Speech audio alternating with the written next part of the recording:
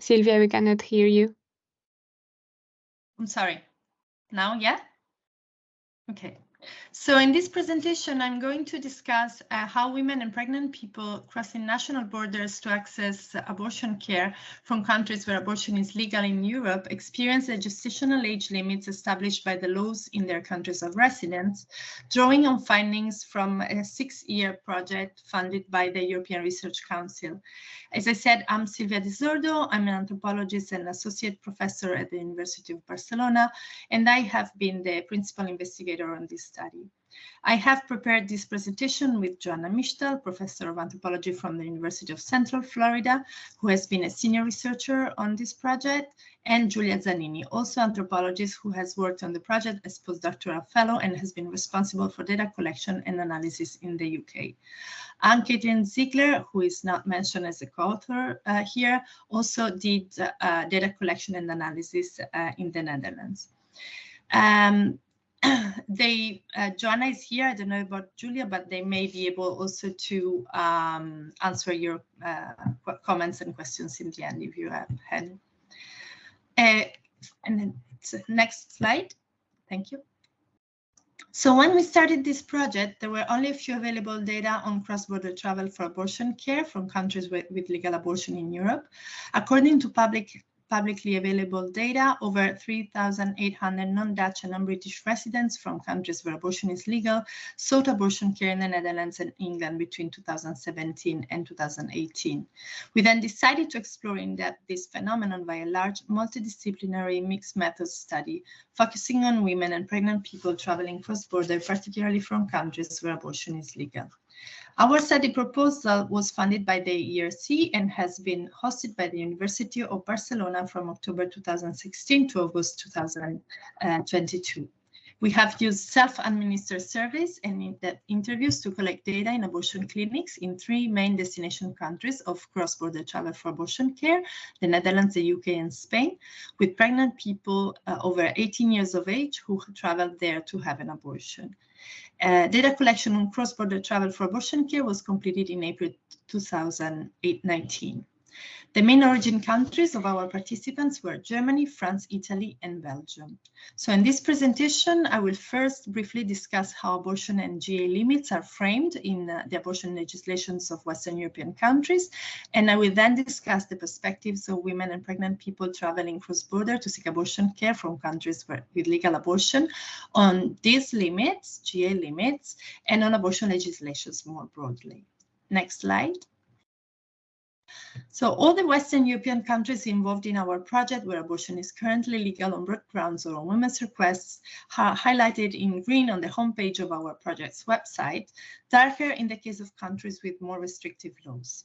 We have considered more restrictive the laws that establish stricter GA limits for abortion on women's requests or broad grounds, mandatory pre-abortion waiting time periods, and or counseling. As we will show in the next slide, the countries that have more liberal abortion laws, particularly when it comes to GA limits, the UK, the Netherlands, and Spain, are also the main destinations for cross-border travel for abortion care. Okay. Unlike most EU countries, the UK and the Netherlands have not established a legal limit at the end of the first trimester of pregnancy. The GA limit for legal abortion in these countries is respectively 24 and 22 weeks. In Spain, it is relatively easy to obtain an abortion until 22 weeks after the 14 weeks limit for abortion on request, because it is legal in case of serious psychological problems of the woman. As you can see on this slide, European legislations establish different time limits. To make things even more complicated, in most countries, the law does not specify whether pregnancy must be calculated from amenorrhea, last menstruation, or from conception. As there is a 2-week difference between these 2 ways of calculating gestational age, pregnant people have more time to have a legal abortion in some countries than in others. The significant variability of GA limits highlights that these legislations are not based on any evidence, as Antonella Lavelanet from the WHO and other authors have argued. Why GA limits then? Next slide. Restrictions to legal abortion are the result of the long and difficult political negotiations between progressive and conservative political forces that led, since the 60s, to the legalization of abortion in most Western European countries in the name of the protection of women's life or health, and not of their autonomy and body ownership. For this reason, abortion is not framed in most legal texts as women's rights. These legislations depict abortion as transgressive, with motherhood as the norm. Legal scholars Erdmann and Berro Pizzarosa have highlighted that these laws imply that women are irrational and irresponsible, and for this reason they need to be medically and legally monitored. We add that these legislations also implicitly recognize the embryo fetus as a person that acquires rights during pregnancy.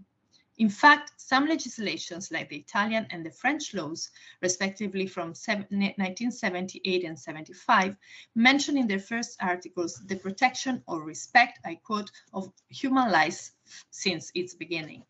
Next slide. The concern about the alleged rights of the embryo fetus expressed by these legislations has continued to be one of the main reasons of the mobilization of anti-abortion rights, political forces and organizations in Europe. While abortion was legalized in Ireland in 2018, in Poland it was banned last year. So thousands of Polish people seek illegal abortion or travel cross-border for abortion care.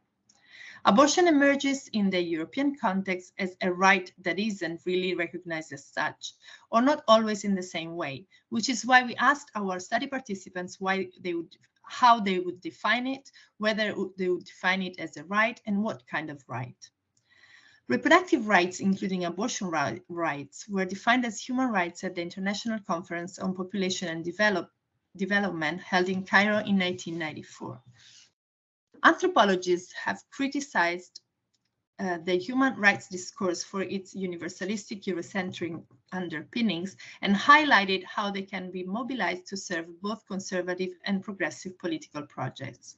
In the US, but also in Europe and elsewhere in the world, abortion rights advocates and scholars are progressively embracing the concept of reproductive justice. Originally proposed by the US collectives Women of African Descent for Reproductive Justice, this concept critiques the notion of reproductive rights as too narrowly centered on abortion and notions of privacy and autonomy.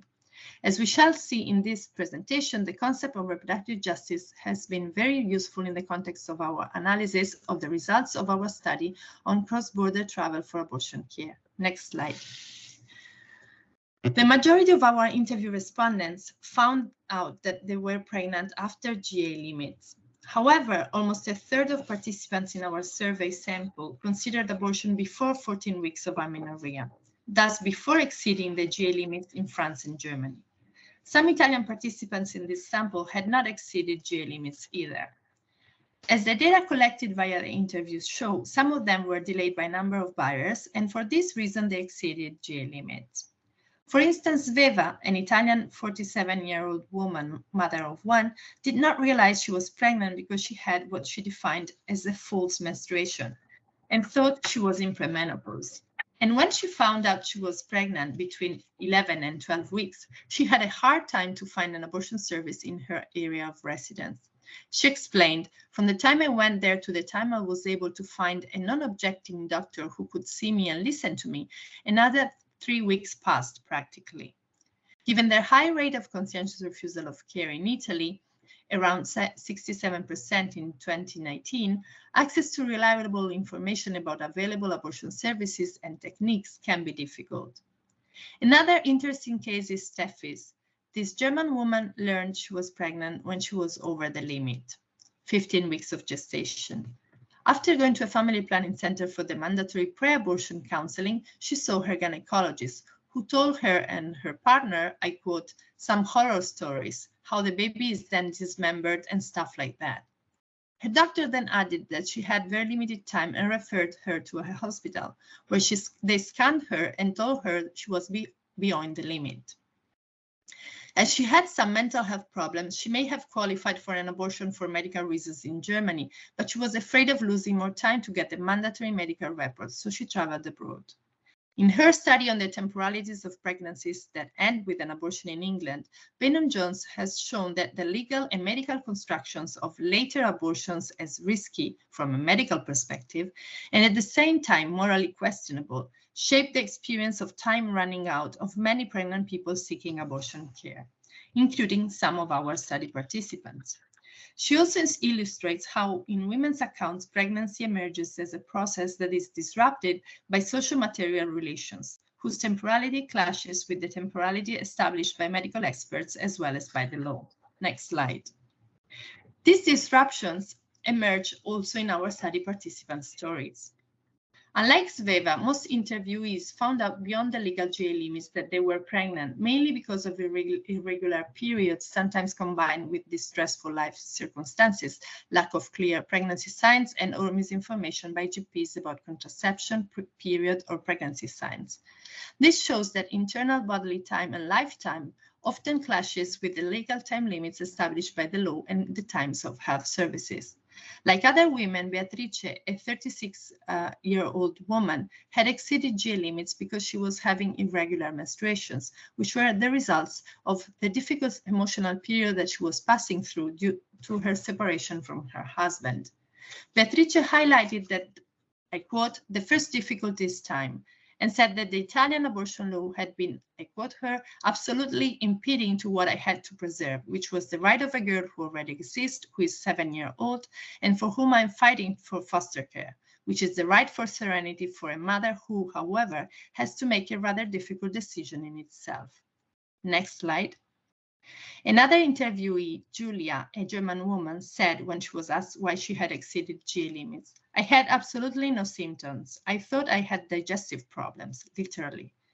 Julia defined the German abortion law as paradoxical because, I quote, "in the end, it just lets one down. I mean, if you read that through, you think, okay, I got a chance. And then the next clause comes, and then you think, I don't have a chance at all."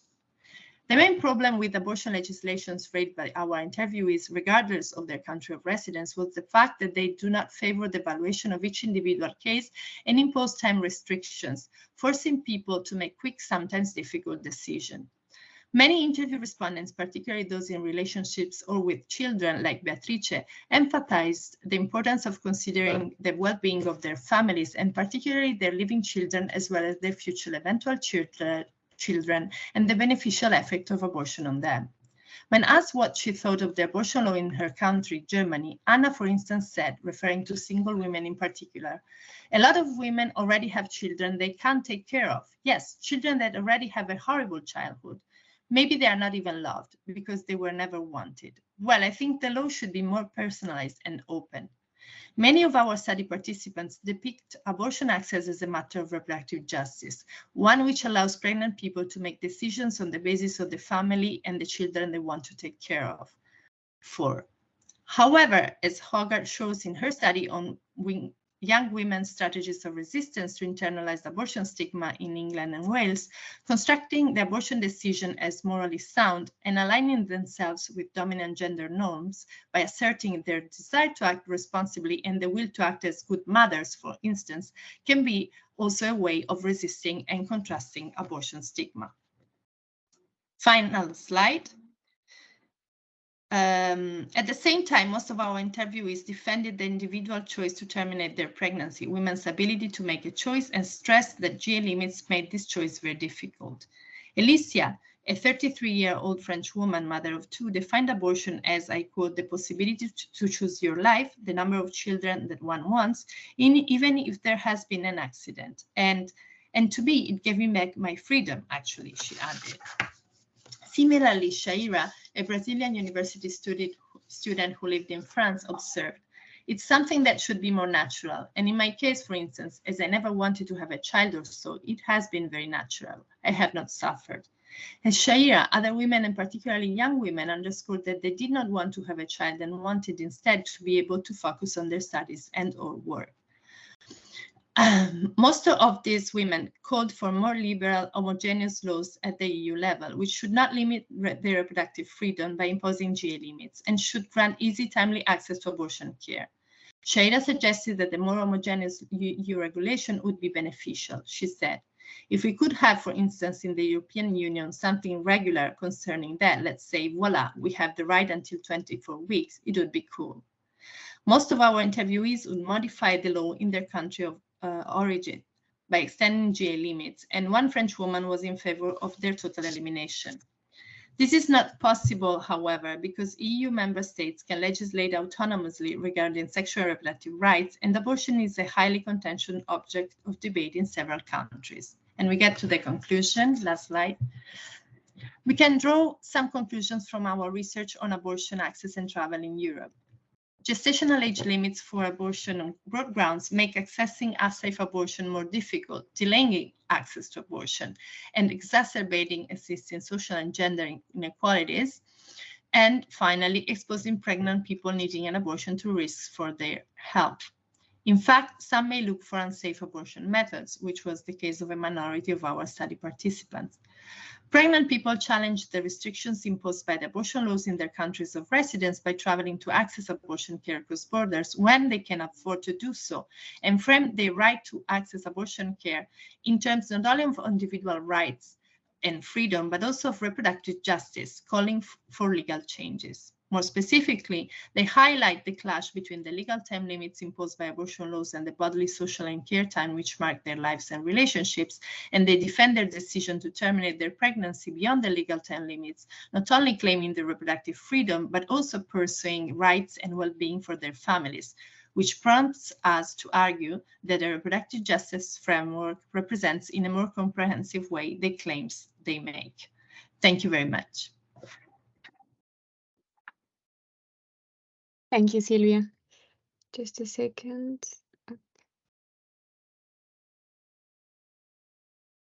Okay, so we are running really short on time, so we're going to listen to all the presentations, and then at the end, if we have a little bit of time, we're gonna have some questions. But next, we're going to listen to Betty Rouland, who is Sorry, Alexandra, just one thing, practical thing. As we did yesterday, because we started 15 minutes after, the time that was established for the introduction, today we did the same. So we can allow, 15 minutes after in the end of the panel to allow for questions and debate, if you want. Great. Okay, thank you. So yes, we're going to listen to Betty Rouland, who is a postdoctoral researcher at the Institut Convergence Migration, and to Irène Maffy, who is a professor at the University of Lausanne. So the floor is yours. Thank you. Thank you, Alexandra. Can you hear me well? Yes. So now I will try to share. How can I do that? Here we go.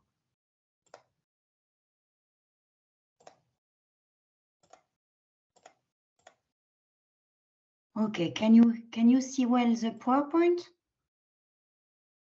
Yes. Okay. Okay.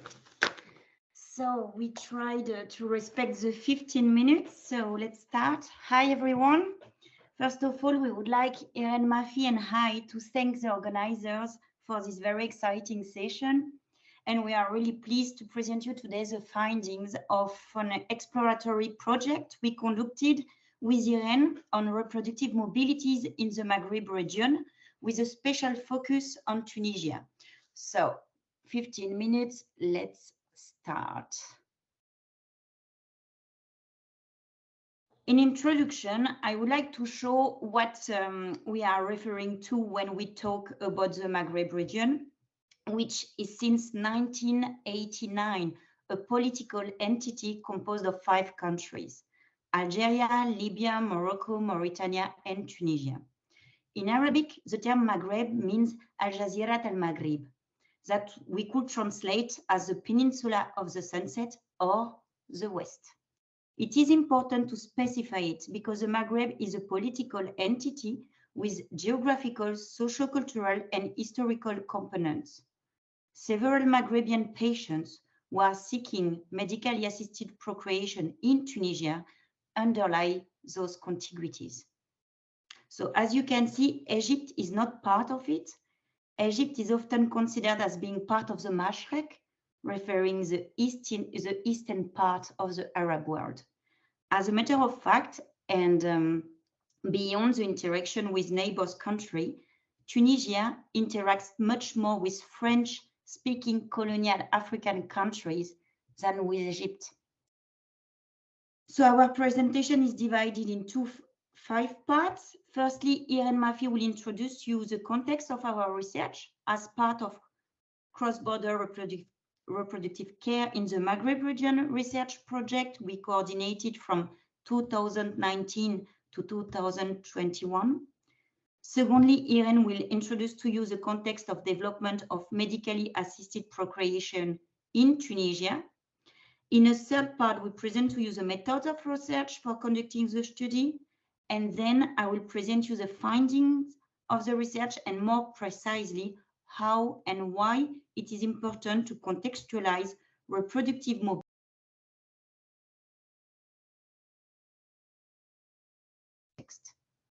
So, Irene, you have the floor. So good. Hi, everyone. So Betty and I have been working on health issues in Tunisia during the post-2011 period, though we were working on different aspects. So Betty was working on medical mobilities, and I was working on women's access to sexual and reproductive care. We decided to write together a pilot project on repro travels, a topic that allowed us to put together our scientific interests. And we obtained a small grant from the Swiss government, the Institut de Recherche sur le Maghreb Contemporain in Tunis, and the University of Lausanne. So we were able to hire 3 master students who worked in collaboration with us on couples traveling from Algeria, Libya, and other Francophone countries of West and Central Africa to Tunisia to access ARTs, and also a student who worked on pharmaceutical companies producing medications for ARTs, so companies active in the north part of Africa. So the project started in the late 2018 and was unfortunately interrupted by the pandemic in early 2020, although Betty and was able to carry on in a way or another some kind of research despite of the pandemic. So we decided to work on this topic because we realized that the emergence of IVF clinics and the development of cross-border reproductive care in Tunisia and more broadly in the Maghreb had been neglected by the social sciences, which have generally shown little interest in the field of health in the Maghreb, but also, let's say, in the Arab world more generally. So I will not get into detail. Of course, we all know that Marsha Inhorn has worked on ARTs in the Arab world, but mostly in the Arab Gulf and in the Mashrek, so in the east of the Mediterranean. So next slide, please, Betty. So in Tunisia, the assisted reproductive technology, so ARTs industries, has experienced an extraordinary development during the decade 2010-2020. The number of patients has increased exponentially, and private institutions offering these technologies have multiplied at great speed. In 2010, Tunisia had only 2 public ARTs centers and 2 private infertility clinics. So in 2019, so not even 20 years later, there were 12 clinics offering IVF services, the majority of which were located in Tunis and Sfax, and others, so a city located south of Tunis, about 300 kilometers, and others were expected to open in the south of the country, like in Djerba, it already opened, and in the west, in the city of Kasserine, which is at the border with Algeria. The Tunisian pioneers of IVF, who are now in their 60s, so I'm speaking about gynecologists, specialized mostly in France or other European countries during the 1980s, when these technologies were new and attracted the attention of health professionals and society at large. By the end of the 1980s, several obstetricians and gynecologists in Tunisia had acquired advanced technical skills, particularly in the field of ARTs, and were therefore able to offer these services to the local population. According to the testimonies collected, the first Tunisian test tube baby was, let's say, manufactured in 1987 and was born in 1988, thanks to Dr. Elias Ben Milad, who at the time worked at the Tawfiq Clinic in Tunisia, a private clinic. This clinic was one of the most famous at a time when the private sector was booming. Most of the doctors who specialized in ARTs during the 1980s are among the founders of the infertility clinics that exist today in Tunis, Sousse and Sfax, so the most important cities on the coast.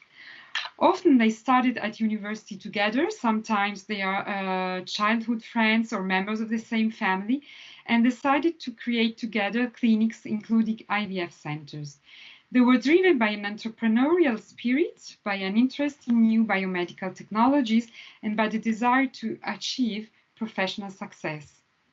It is important to note that at the end of the 1980s, a significant number of obstetricians and gynecologists left the public sector to join the private sector because of the enactment of a law in 1989 that required doctors working in the public hospitals to abandon private consultations. Faced with the impossibility of supplementing their meager public sector salaries with private activities, many professionals turned away from public hospitals, thereby depriving them of services and skills, despite the fact that their training was provided at the expense of the Ministry of Health. But sorry, Irene, if I interrupt, but are you supposed to show different slides to pass there is one slide to one, but I don't know why it's apparently not working. I don't know if it's... Yes, it's working, and it's just the same slide. Ah, okay, sorry. Okay, no, I just wanted to be sure because I saw we don't have so much. It's the same one. Ah, okay, I'm sorry. It was just a question. I was just... So IVF was introduced in Tunisia as a cutting-edge technology with a few years gap between the private and public sectors. In the public sectors, only 2 centers were created during the 1990s. At the same time, we have to stress that it was not until 2001 that ARTs were regulated by the state when a law was enacted. Considering the serious economic crisis that the country has been going through for several years, and the dizzying increase in prices, especially after the 2011 revolution, the private sector is gaining ground over the public sector, which has very limited resources, insufficient staff, long waiting lists, sometimes unavailable medicines, widespread corruption, all factors that make working conditions extremely difficult for health professionals. It should be noted that the ARTs industry has developed and continues to develop thanks to private sector initiatives in which the Ministry of Health has very little involvement. Training in the field of ARTs for doctors from other Maghreb or African countries is organized by private clinics. Some of these clinics have not hesitated to contact the ministries of health of French-speaking countries in sub-Saharan Africa in order to establish agreements allowing infertile couples, but also other categories of patients, to come and receive treatment in Tunisia. Between 1987 and 2001, despite the introduction of reproductive technologies in both the private and public sectors, Tunisia did not have a law on ARTs. Despite the legislative vacuum that persisted for more than a decade and the absence of state health standards to regulate ARTs centers, the first private clinics adopted a cautious attitude from both an ethical and medical point of view. As one of the pioneers of ARTs in Tunisia recounted, he and his colleagues sought the advice of the Republic Mufti, so the supreme religious authority, in order to offer their patients techniques that were in accordance with local values. They feared that offering all existing techniques would shock society and jeopardize the introduction of ARTs in the country. We have to recall that while forms of regulation exist in almost all Arab countries, mostly inspired by the fatwa, so the religious opinion issued in 1980 by the Grand Sheikh of Al-Azhar, so one of the most important religious centers in the Arab world in Cairo, effective state controls on medical practices within infertility clinics are rare or non-existent. Only recently, several countries in the Maghreb have promulgated laws or articles of law that regulate ARTs. So, for example, Algeria enacted a new health law in 2011 that includes a section on ARTs, and Morocco passed a law on ARTs in 2018. Tunisia was thus the first country in the region to have a law on reproductive medicine, as it is officially called in the country. The 2001 law is the result of the work of a committee composed of doctors, lawyers, and religious actors. The law allows the use of the various technologies available, but limits the beneficiaries to married couples, not polygamous. I recall that Tunisia is, polygyny is not allowed. The latter, married couples can use all the available technologies as long as they use their own gametes, the donation of embryos and gametes being forbidden. Surrogate motherhood is also prohibited. However, since its enactment, this law has never been amended, and several doctors interviewed complained that the evolution of technologies would require an updating of the norms insofar as they limit access to new technologies that do not seem to contradict local values, such as social freezing of gametes. So some words very quickly about the methodology we used in our study. It was mostly an ethnographic study based on participant observation in a few private IVF centers, on formal interviews and spontaneous regular conversations with various categories of healthcare providers, but also clinic administrators and mediators, allowing people to organize their travel and stay in Tunisia. We also interviewed and had informal conversations with infertile couples and individuals. We were able to attend consultations and even some medical interventions, sit in the waiting rooms of the clinics, listening to exchanges, observing interactions among couples and between the latter and health professionals. In one clinic, we all had also access to the office in charge of the relationships with couples living abroad and the data about the nationality of the couples attending the ART center. And I will leave the floor to Betty. So for the finding, as mentioned by Irene, the sector of assisted medically procreation was developing intensely in Tunisia this last decade. In parallel, multiple national crises combined to plural strategies have led patients to seek reproductive treatments in Tunisia. So let's have a look to the origin of the patients and their motivation for seeking care in Tunisia. Very quickly, this is it's the treaty for free intra-regional movement in the Maghreb region, and what it means in practical terms. This agreement gives the right to all Maghrebians from the 5 countries to circulate freely in the region for 3 months. However, the treaty plays a differentiated role in shaping reproductive transnational spaces in the region, as I will show you now. So Morocco. In 1994, following political tension, the Morocco-Algerian border was closed, and it's still closed nowadays. During the ethnographic fieldwork, the members of the team have very rarely seen Moroccan patients. There are 2 factors explaining it. The closure of the border undeniably marks a discontinuity, and also the private Moroccan health sector developed intensively since 2 decades. Personally, I met only once a female Moroccan patient, but she was also French. and came to Tunisia for a specific gynecologist that she considered open-minded. So in 2 years of ethnographic fieldwork, on-site and online, only 1 patient. Algeria. Algeria is the first country of origin for foreign patients seeking medically assisted reproduction in Tunisia. Beyond the geographical proximity, both countries are sharing a border. There are several factors explaining it.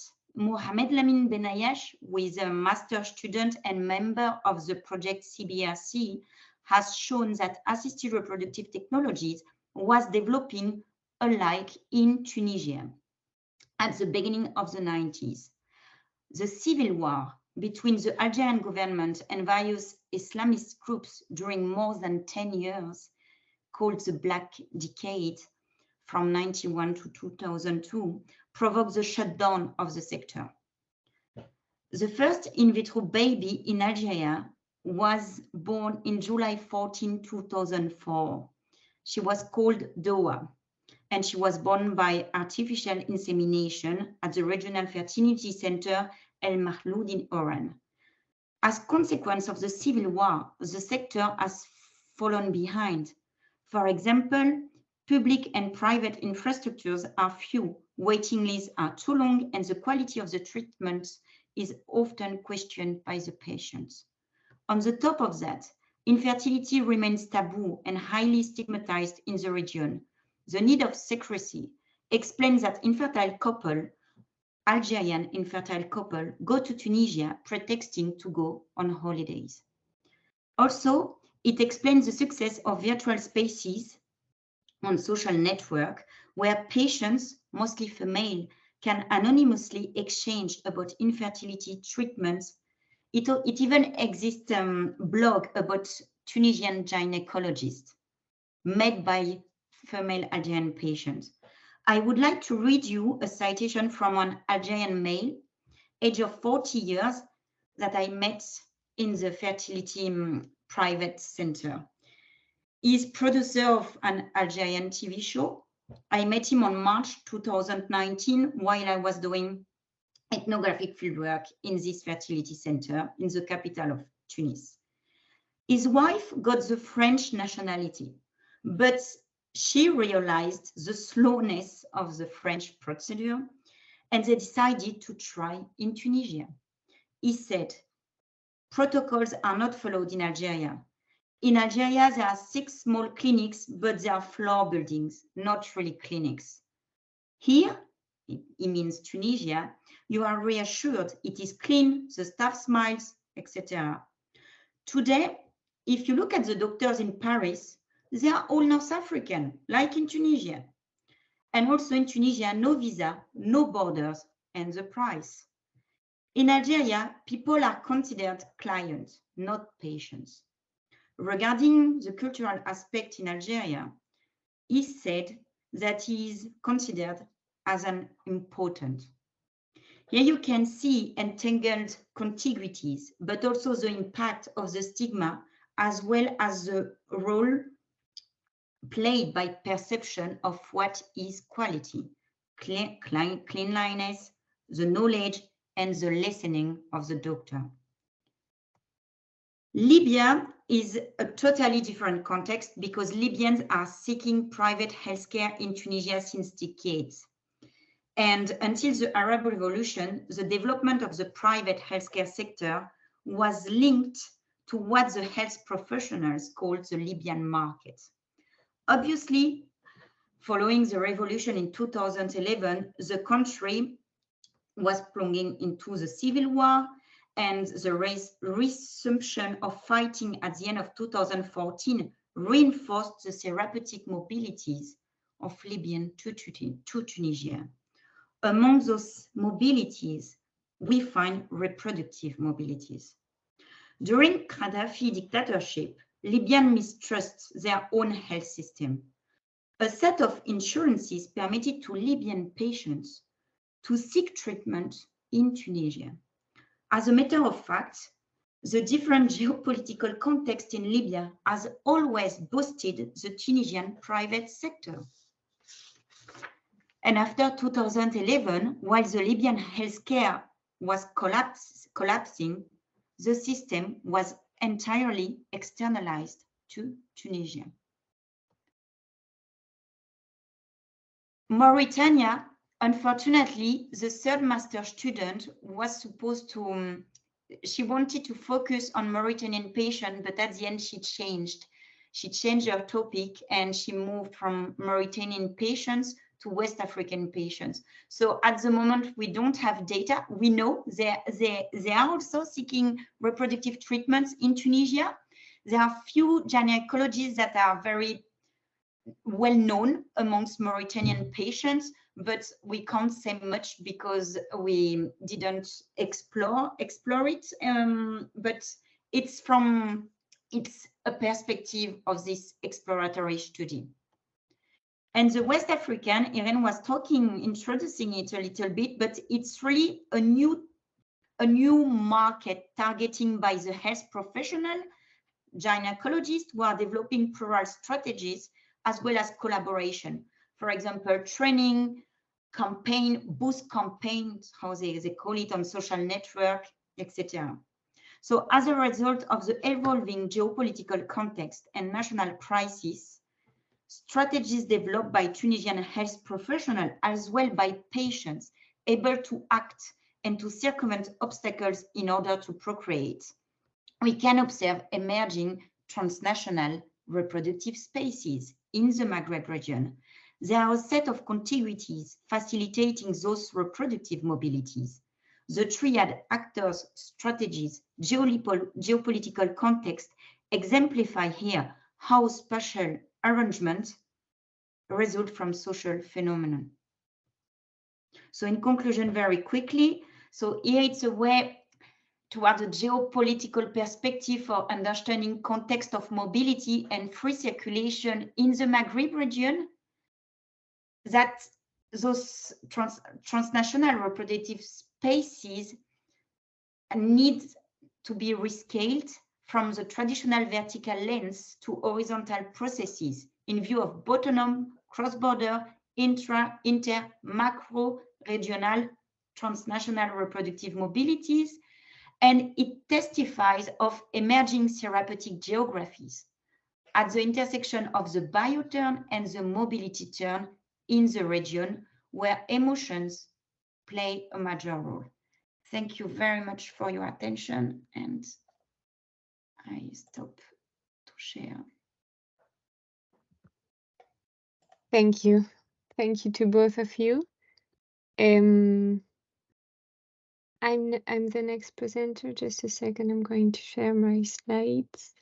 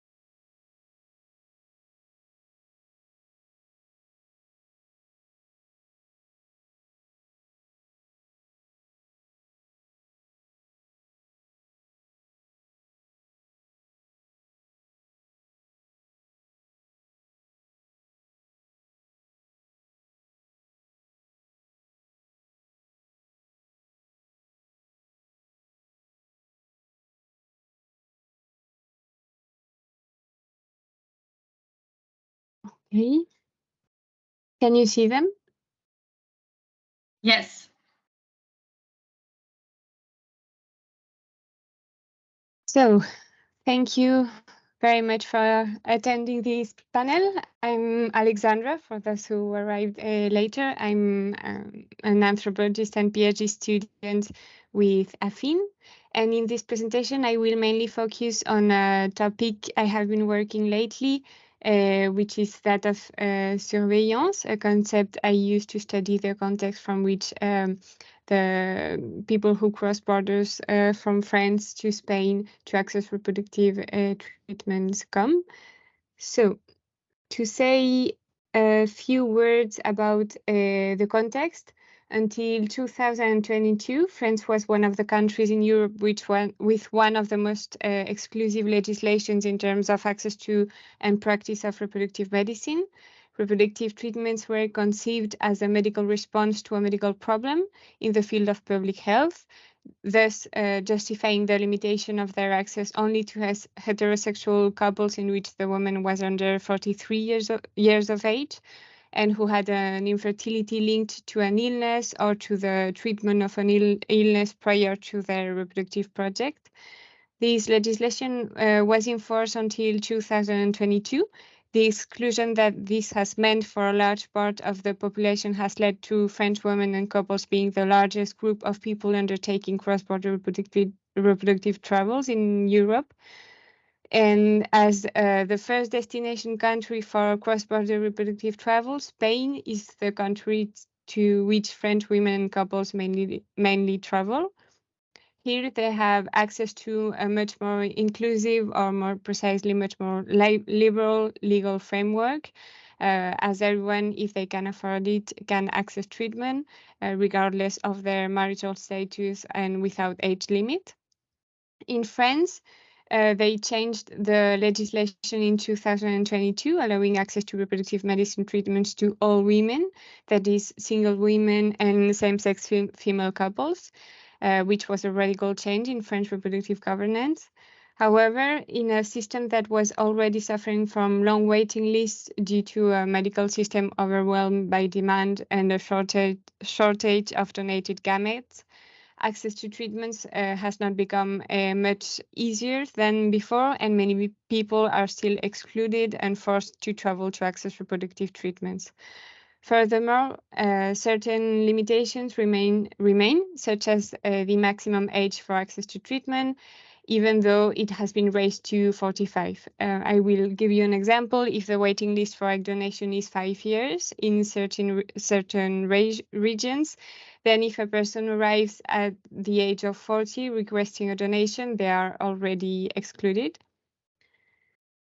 So to say a few words about the theoretical framework on which this analysis is based, in the early 1990s, anthropologists Ginsberg and Rapp laid the foundations of the anthropology of reproduction, arguing that reproduction is not a private matter, but inherently political and inseparable from the context in which it occurs. Through the concept of reproductive politics, they show that reproductive practices are intertwined and shaped by a set of power relations, including beyond the power of the states, also that of Western medicine, and have political implications. In 2012, Morgan Roberts built on this concept to develop the concept of reproductive governance, which makes it possible to study the mechanisms through which institutions of power use legislative controls, economic incentives, moral mandates, direct coercion, and ethical inducements to produce, monitor, and control reproductive practices. In this way, they illustrate how the family and the bodies that constitute it remain one of the main devices through which the state monitors and regulates the population. Morgan and Roberts linked governance to the expression of society's moral regimes, working with the Foucauldian concept of regimes of truth, defining them as the privileged norms of morality used to govern people's intimate behaviors, ethical judgments, and their public manifestations. These norms are expressed in everyday private relationships, but also through institutions, including the medical institution, through different mechanisms and practices that assess their conformity. The concept of surveillance is used by Foucault to describe the practices through which the state exercises a form of control, no longer punitive but disciplinary, over the population. It has been described as the main organizing practice of contemporary biopolitics and is a field that has been studied across different disciplines. Agerty and Erickson defined it in 2006 as the collection and analysis of information about populations in order to govern their activities, and it is established through different regulatory technologies.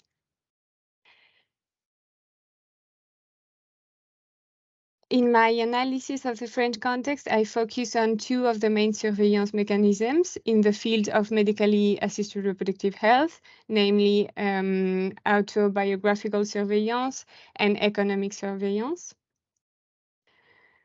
So autobiographical surveillance is established by the prevailing obligation to go to a doctor for treatment, regardless of whether it is a question of medical or social infertility. Social infertility being defined here as infertility due to the absence of male reproductive gametes.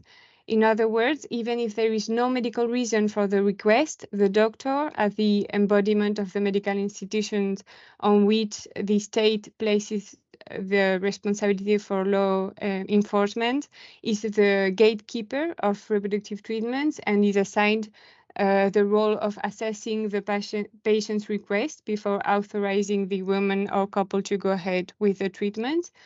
This assessment is written into the law and takes the form of an interview that takes place during the first medical consultation. The law is not very precise as to what this assessment contains, but it says that the doctor must verify the motivation of both partners or of the women alone. And this must be done before the medical assessment and the communication of information concerning the medical procedure. Here, the fieldwork shows that in practice, these evaluations are very varied. For some people, it is a simple exchange of medical information, as you can see in the extract from the interviews, but other people report much more longer interviews in which the doctor comes to question the reproductive project. It seems to happen more in the case of single women, for example, and the younger they are, the most questioning they have. In any case, regardless of the context, the content, the interview during which these people will have to elaborate a discourse setting out motivations that the expert will have to evaluate as legitimate or illegitimate is in itself a regulatory mechanism of surveillance, insofar as it is based on the collection of biographical data on these women and couples.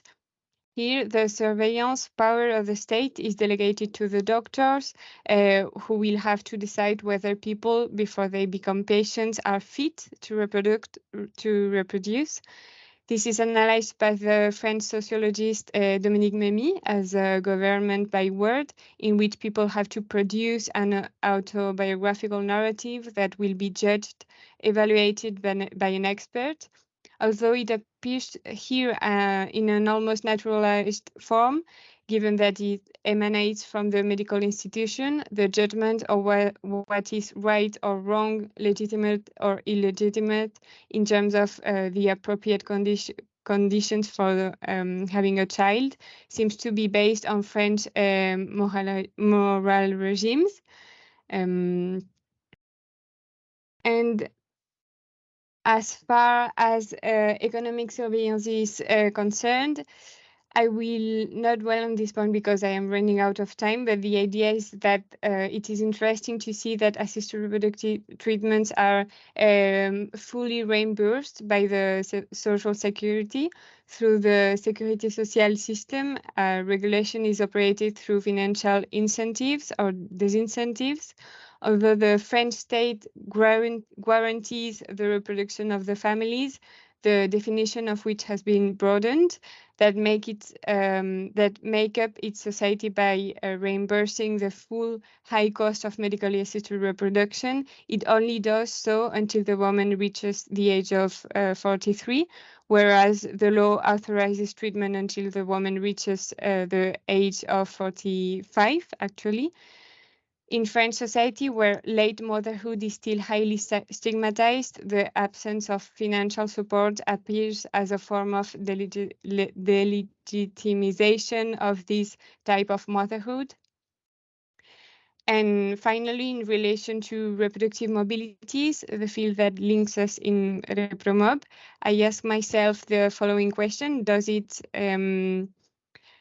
Does going abroad to access treatments that would be forbidden or very difficult to access make it possible to escape this surveillance?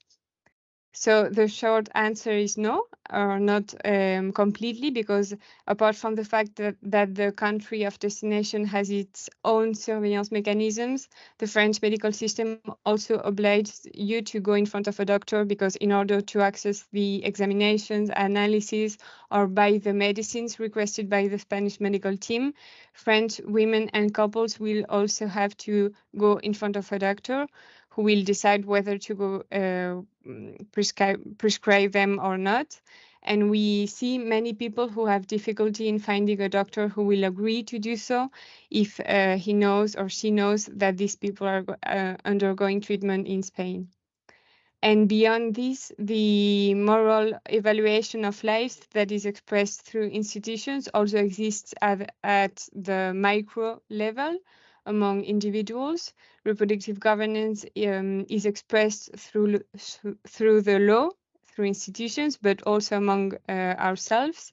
It is the family, the friend, or the neighbor who judges the motherhood will not be true if the egg is not the mother's, that the child will grow up psychologically disturbed without the father figure, or the fear of the gaze of the other parents at school, that the people I talk to express to me, protecting themselves on when they will go to pick up their son or daughter from school, and other parents are going to think that they are the grandmother of the child, and yes, that's all. Thank you very much, and I leave the floor to Lieta. Many thanks. I'm Lieta Vivaldi. I'm from Chile. As it was presented, and I'm also co-organizing the panel. Do you hear me well? Yes. I won't present with a PowerPoint, but in order to be shorter, because otherwise I will go too much. And I will try to stick to 10 minutes. Let's see if it happens. So I will present, my theme is abortion in Chile, negotiations, solidarity, scams, and travels in an unequal context. And just to give you a context, in Chile, abortion, therapeutic abortion was permitted between 1932 until 1989, when as one of the last measures of the dictatorship of Pinochet was absolutely forbidden. It was forbidden until 2017. So it took a long time to revert the decision of an absolute prohibition. So it was forbidden, of course, but it didn't mean that it didn't happen. So misoprostol in Chile was key in order to, from the end of the 90s, because before other methods were used, but from the end of the 1999, 1998, something like that, misoprostol was the main method, was started to be the main method in order to have clandestine abortions. And feminist organizations started to organize in order to provide women the information, even the pill, and also international organizations helped women in Chile to obtain the pill, because the information was online, also via hotlines, etc., also via internet later on. But because also, the commercialization of misoprostol was forbidden too in 2001. So it wasn't too long the time that it was permitted. And nowadays you cannot find misoprostol in the pharmacies because it's only distributed directly to hospitals. That's why the commercialization is only clandestine. And according to the studies that I have, the preliminary results that I have, because I don't have, of course, it hasn't finished it, but most of the people who can access the pill and the information are from cities, not rural areas, are from middle class, and most of them have studies in the university. So it's interesting to see the way in which abortion, at the end, a safer abortion is accessed just, is easily accessed just for one part of the population. And Now I would like to see in this presentation, particularly the results of the research on the implementation of the abortion law that, as I told you, was passed in 2017. So President Bachelet introduced the bill, and it contemplates only 3 grounds: when there is the woman's life is in risk, in case of rape, or if there are the fetus is incompatible with life, anomalies incompatible with life. So there are only 3 cases, 3 grounds, and of course it was very limited. And additionally, conscientious objection was very broad. Even institutions have the right to object. That's even ridiculous, but even institutions have the right to object. And also an interesting point is that the case of rape was very difficult to accept for conservatives because they thought that women will lie about it. So they wanted to be mandatory the denounce, but at the end the negotiation was that women who are raped, they don't have mandatory to make a denounce and a denounce, but they have the director of the hospital has to report to the public officer. So in a way, also it prevents women, especially when the perpetrator is someone that is known from their family, etc. This is one of a barrier too, according to our studies. And well, that's more or less the law. There are also technical regulations that were implemented by the Ministry of Health. And I want to present our study because the problem is that when the law was approved, the estimations were like 3,000 and 1,500 cases per year, only in these 3 grounds. But from 2017 to September 2022, only 3,772 cases were allowed to abort. So at the end, instead of being per year, in 5 years, we had the same quantity of cases. And the worst of this is that the ground that has been less certified has been rape. And in general, the 87% of the cases constituted have been in public health institutions and just 13% in the private sector. 7% of the cases are minor of 18 years old. And of all these cases, 84% decide to interrupt the pregnancy. And the method that we use in order to codify the interviews, we interviewed 70 people. They were women who had abortions, also healthcare practitioners. And the main barriers were analyzed according to the Tanahashi model, watching at the barriers of disponibility, accessibility, acceptability, real contact, and effectivity. In this case, I will focus in some of the barriers that affect women, especially regarding their mobility.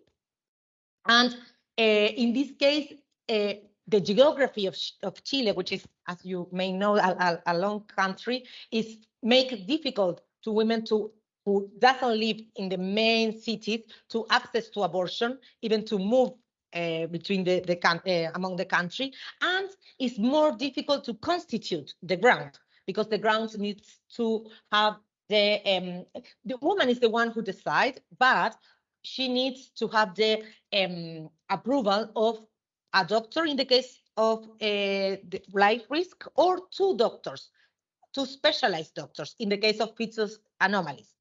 And in this case, women have to move to other centers. Also, when all the doctors are objectors, they have to go to another hospital.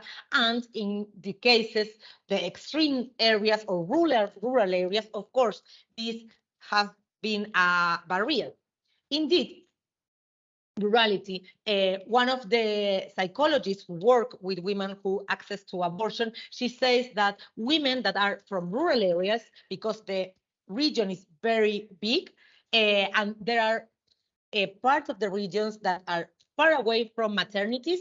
So in these cases, there are 2 hours at least they have to move from one center to another.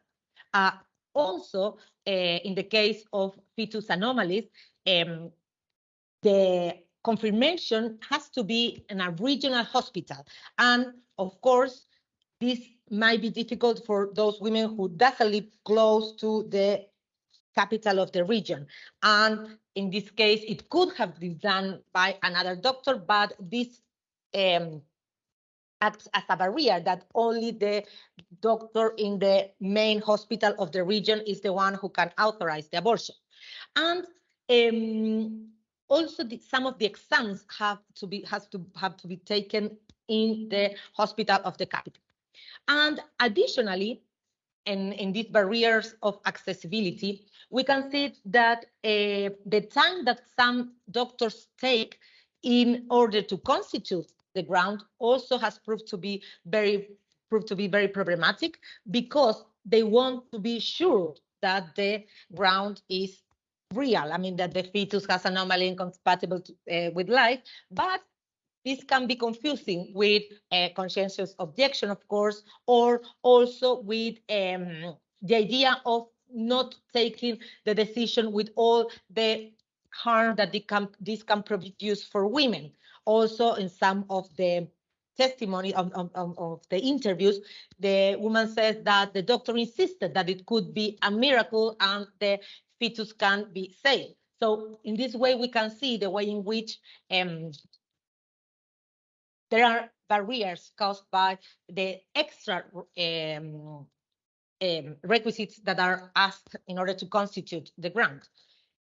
Additionally, I would say that another problem with the time and that make women more difficult to access to abortion is what is called the dispersion in the case of rape, that is the exact date of the conception, and in this case, the word of the woman should be enough, but it has to be coherent with the time of pregnancy. That's what the law says. But in some cases, for the doctors, this dispersion time, that is the time of the spermatozoid to fecund the woman, it can be considered different. So this has caused that, especially for those that are objectors, conscientious objectors, it has been a good excuse. So that also have caused that women who could have access and legal abortion, they cannot been able to access it. That is what we saw in the interviews. And also the cost of the exams, the cost of the traveling, and the cost of the food have proved to be an important barrier in order to women to access legal abortions. This is in the case, especially in the case of round 2, which is the fetal anomalies, because they have to pay, women is the one who have to pay specific exams that are not covered by public sector. The majority of because the majority of public institutions does not have the technology in order to find the anomalies on time. So they have to pay private exams, and also some of the institutions send women to another place in order to be sure that they are part of the ground, that the ground is there. So in this case, they have to travel, and of course, this is they have cost not only materials but also emotional, etc., as it appears in the interviews. And I know that I'm more or less on the time, but also I would like to address the case with the access to abortion for migrant women, that migrant women, there also have been problematic because in the case of Haitian women, there are lots of migration from Haiti to Chile, and not all of them speak Spanish. So according to one of the midwives, it was very difficult because even if they had a translator, the translator was also a man, and she wasn't sure that the information was properly given. She saw a complicity, according to midwife. I have the interview between the husband and the translator, and she had doubts about the way in which the women received the information. So in these situations can be problematic and can in part explain why in Chile the law has been, the women who have access to the law has been so lower in number in comparison what was thought once the law was approved. And of course, this permits, or this allows more clandestine abortions, because there are also women that were interviewed that they said that they prefer to have a clandestine abortion than to go to a hospital and have a legal one, even if they were raped or they were in one of the cases that is allowed by the law. So though these are all barriers that we have to address, or there are policies that have to be addressed. So that's more or less what I have for now. Many thanks.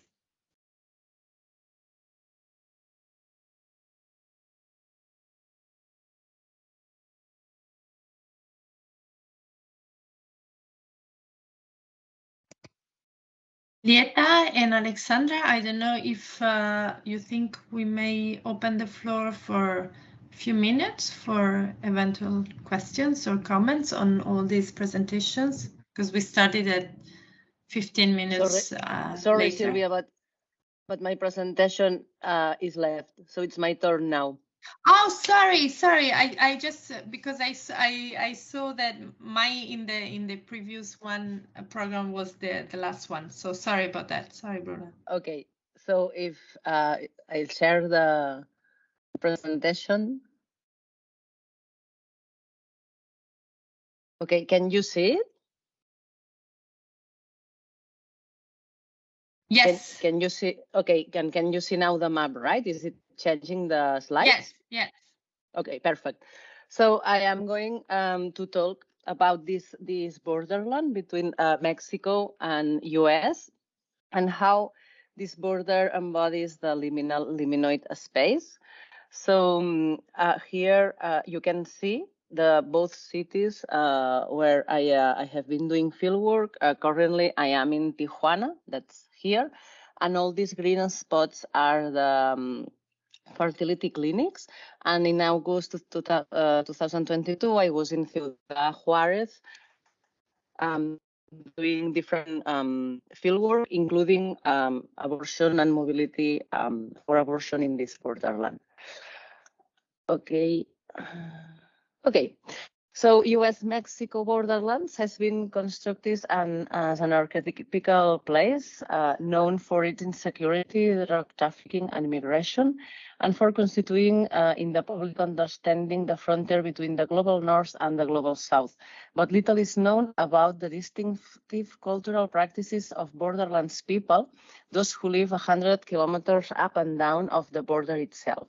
Authors have identified the borderland as a distinctive identity and culture based on its of practicing exchanges, interconnections, and others have emphasized its capacity to create segregation, difference, and otherness. And Maria Veronica Elias has considered the liminal characteristics of the borderland, suggesting that both processes coexist in the US-Mexico borderland. Recent studies about reproduction in Mexico focus on the Mexican assisted reproduction system, and seems suggest that the borderland should be considered following a Turnerian perspective, a liminal-liminoid continuum. Studies about cross-border reproductive care have included multiple dimensions of immobility, but reproducing the global north to global south mobility, analyzing reproductive industry as a way of stratified reproduction, without taking into account a fixed liminal space of the borderland. This presentation aims to bring together the Mexico-US borderland experience studies with cross-border reproductive care studies to show how the global and the local are embodied in the reproductive experiences of people who cross the border to seek assisted reproductive treatment at Ciudad Juárez or Tijuana, or to give birth to their children in El Paso or San Diego. These local global reproductive practices can enlighten the complexity of analyzing reproductive mobilities and the meaning of the various opportunities in the borderland as a liminal space. So this is what I am looking for here now. So I was analyzing these mobilities from the US and to US, but also the immobilities of abortion, that it's still like an hypothesis. And now that I'm in Tijuana, I just will show some of the results from last week, just working around this area of the clinics. And then I have been in touch with another kind of reproductive mobilities, that it's migrant women and trans people who seek for sexual and reproductive health while they are moving in these migrant routes that cross these borders. So all interviewed people in Ciudad Juárez had some relationship with the city. This is the clinic where I was doing field work in Ciudad Juárez. And I was with a doctor while he was visiting the patients, and I could talk with 14 people. So all of them had some relationship with the city. Some were born there and they left the city because of the increase in violence between 2008 and 2012. Some others were born in El Paso, but with parents or grandparents from Ciudad Juárez or Chihuahua state. Most of them travel to Ciudad Juárez for medical visits or dentists. So they are used to do to look at Ciudad Juárez, this kind of services. Only one couple hasn't been to Ciudad Juárez before, and they were border customs, the police on the border, but they were Latinos or Hispanos, as they define themselves. Healthcare professionals are in touch in both countries within the borders, and they have networks and send patients to each other for AR treatments or to give birth. The clinic atmosphere is relatively local. Everybody speaks Spanish, and you cannot distinguish if someone lives in US or Mexico. And the main reason to do treatment in Ciudad Juárez is the price, while in the US artificial insemination costs about $15,000. In Ciudad Juárez, it's about $2,000, and IVF, it's about $25,000, $30,000, while in Ciudad Juárez is about $10,000. However, all women and men interviewed mention a difference in medical cultures, and I think it's very interesting. For example, in the US, they say that you never see the doctor, it's always with nurses, and you have to go to different places for the test and the gynecologist visits, and sometimes this specialist is 2 hours far from where they live. And in this clinic in Ciudad Juárez, they mentioned that the personalized relationship with the doctor and the warmth, and they talk very positively about that in every visit. There is an ecography, but unfortunately in the US, ecographies are rare. They also mentioned that the US medical system worries about avoiding the symptomatology, but not solving the health problem. So this is also interesting in comparison with what happens in Spain, because women go to treatments not only for the first child, but because they have been engaged with other partners and they want children together. And most of women were informed about that from 35 years old. It's more difficult to have children. And another a particular thing that happened in Ciudad Juarez is that all participants say that they believe in God, so Catholic or evangelical, and only the evangelists ones had talked with the pastor about the treatment. And it's very interesting because although they were involved in this medical treatment, they say that the God was the key to the success of the treatment. Es si Dios quiere, if God wants, or if God send the child, si Dios lo envía. So this is interesting and particular from Ciudad Juarez. So about giving birth in the States, it's a very common.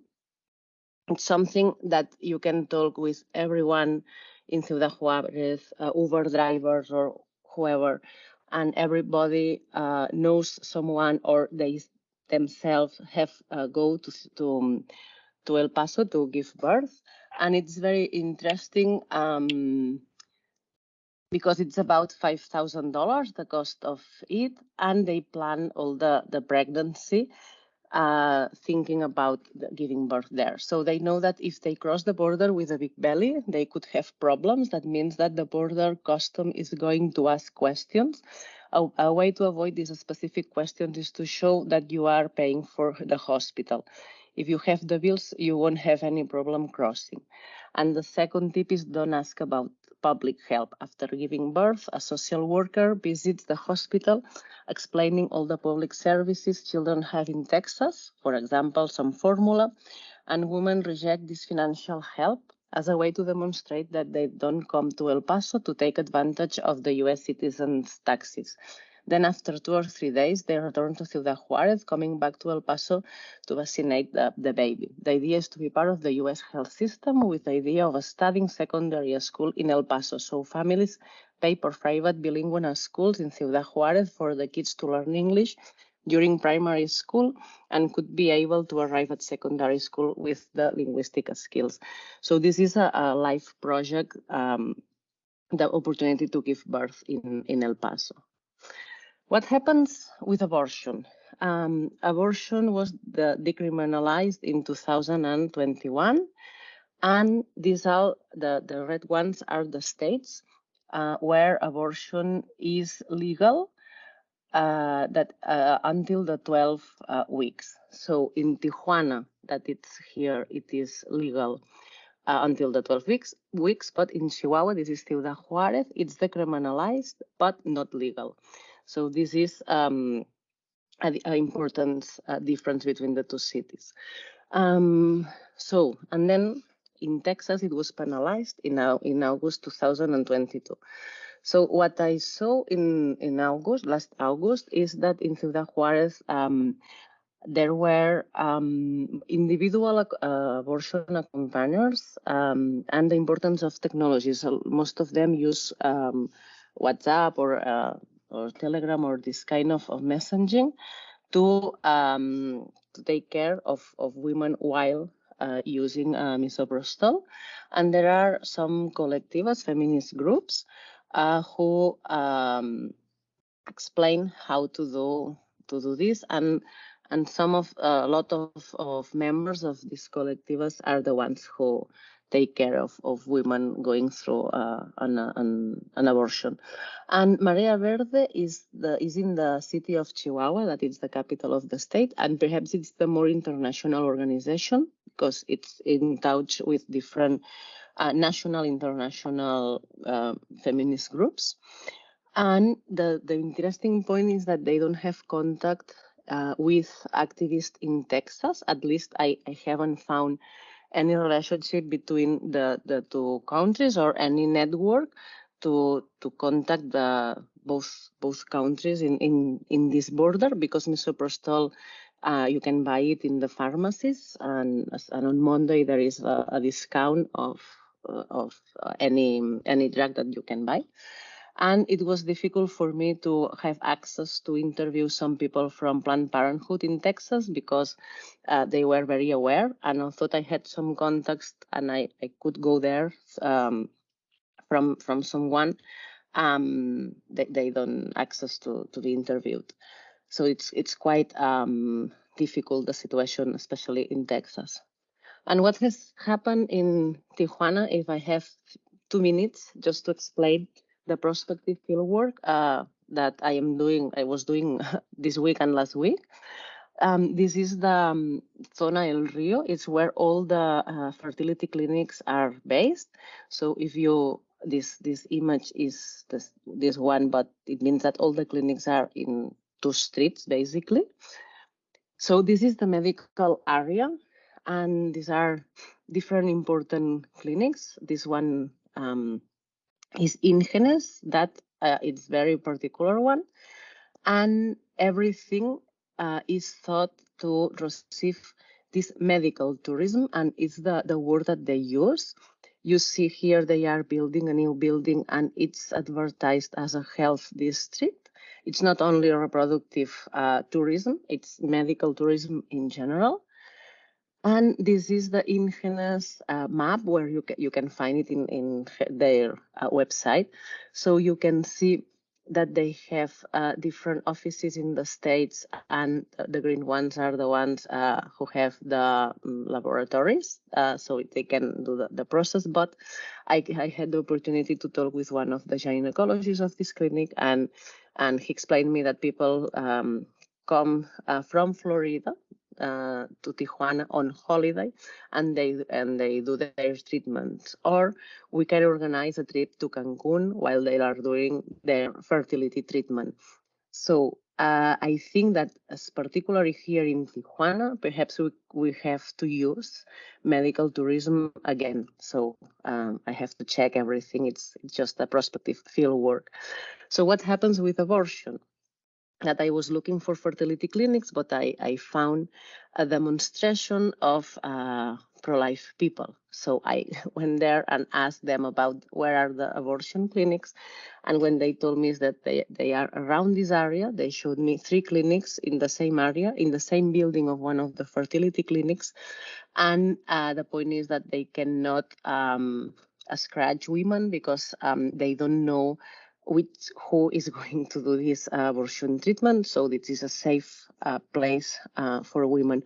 The interesting point is that the abortion clinics are not advertised, so it's very anonymous, everything. So it's an advantage, but at the same time, I was wondering how people get the information. So this week on Thursday, I have some interviews with some of the feminist collectivas here in Tijuana, so to understand how this abortion access works here. And finally, I want to share this picture that it is a refugee center. And there is an NGO that is Refugee Health Alliance in Tijuana, in San Diego in the States, and Partería and Medicinas Tradicionales in Tijuana. That's an NGO who offers free service of reproductive health for women and trans people who are migrants and refugees, and they are in touch with some of the collectivas for abortion care. And I want to finish this presentation just say that in Ciudad Juarez, today I have received the news that there are fire with 39 deaths broke off in one of the refugee shelters in Ciudad Juarez. So it's another situation about reproductive health in this borderland. So thank you very much for your time, and this is my presentation. Thank you to you, Bruna. It was extremely interesting. I think we're not going to have time for the questions and answers, so I wanted to thank everyone to have come to this panel. Yeah, sorry, Lieta. Bruna, sorry. Alex, sorry, that Silvia wanted to say a few words before close, but sorry, finish your sorry. No, that was all. So yeah, I'm sorry, but I just wanted to remind those who got connected later that we took 15 more minutes for this panel because we started at 4:45 in order to discuss at the beginning the appalling political situation in Florida and the US that is affecting our colleagues there, anthropologists like Joanna Mishtal, who is connected and was the co-author of one of the papers that were presented at this panel. So we are sorry for the next panel, but it will start right away. We are sorry also for the presenters of this panel because we will not have time for discussion. I just wanted to highlight that this panel was the result of a real effort to kind of cross the two main topics that we are addressing, that we are investigating in this coordinated project between the two universities. Mobilities related to ART's search and abortion seeking in different contexts, Europe, Latin America, and North Africa. And I think that it has been very successful. It's the first attempt, and I'm sure we will have more interesting findings in the next year, and we will have also opportunities to present again together and maybe also publish the results together. And if you want to contact us and ask questions, you can use both the chat, and we may be able to answer some of the questions via the chat, or you can contact us via our emails. I don't know if you want the presenters, the panelists, to share your emails via the chat too, for those who do not have them. And this may be also an opportunity to kind of continue the conversation. So thank you very much. And I also say goodbye because today, unfortunately, I have another commitment soon, so I will have to get to disconnect soon. And Giulia Colavolpe will take care of introducing the next panel and then close the day. And I will see you tomorrow. Bye. Thank you, Silvia. Bye. Many thanks. Thank you. Thanks, Silvia. Alex. Thank you. Thank you. Thank you. Bye. Bye bye. Thank you so much, Alexandra and Lieta, for putting together this amazing panel. It was really exciting. And we're moving forward for the next panel.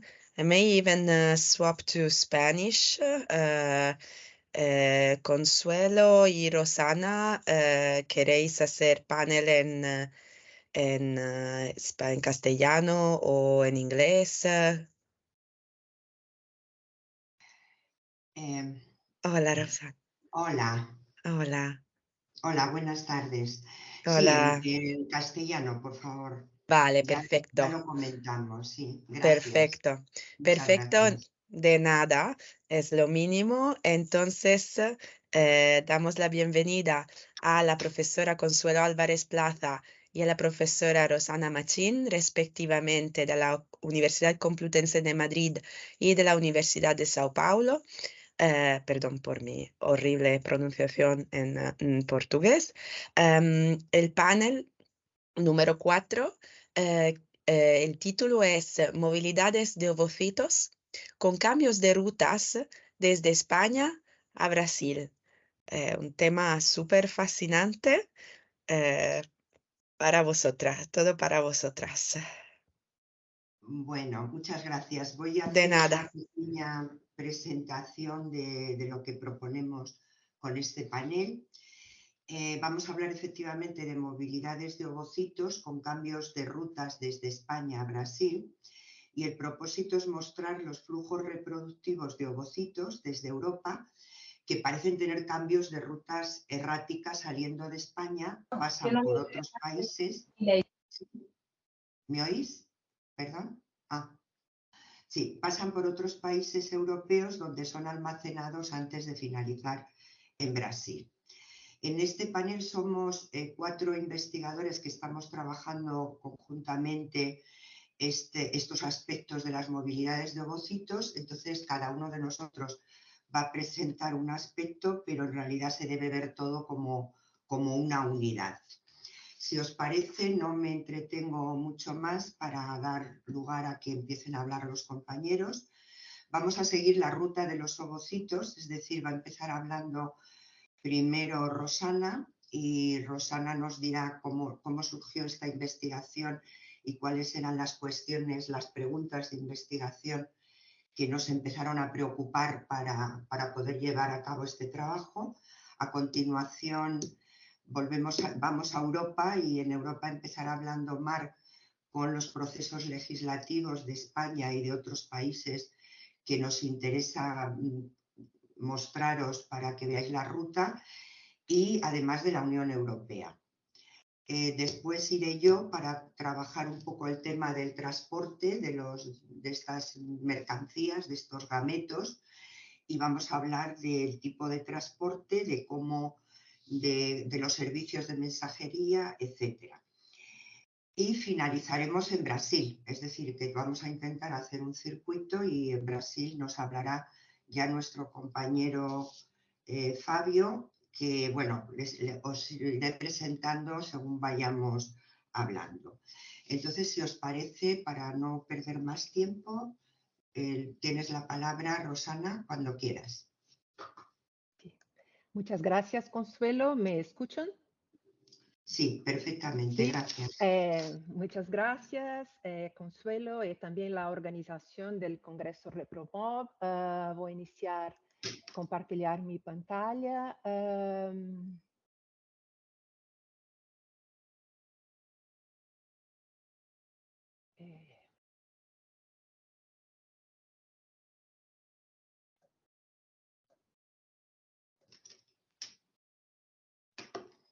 Sí, ¿pueden verlo? Sí, sí, sí. Sí. Perfectamente. Bien, inicialmente gustaría de hablar que, bien, voy a, digamos, hacer una...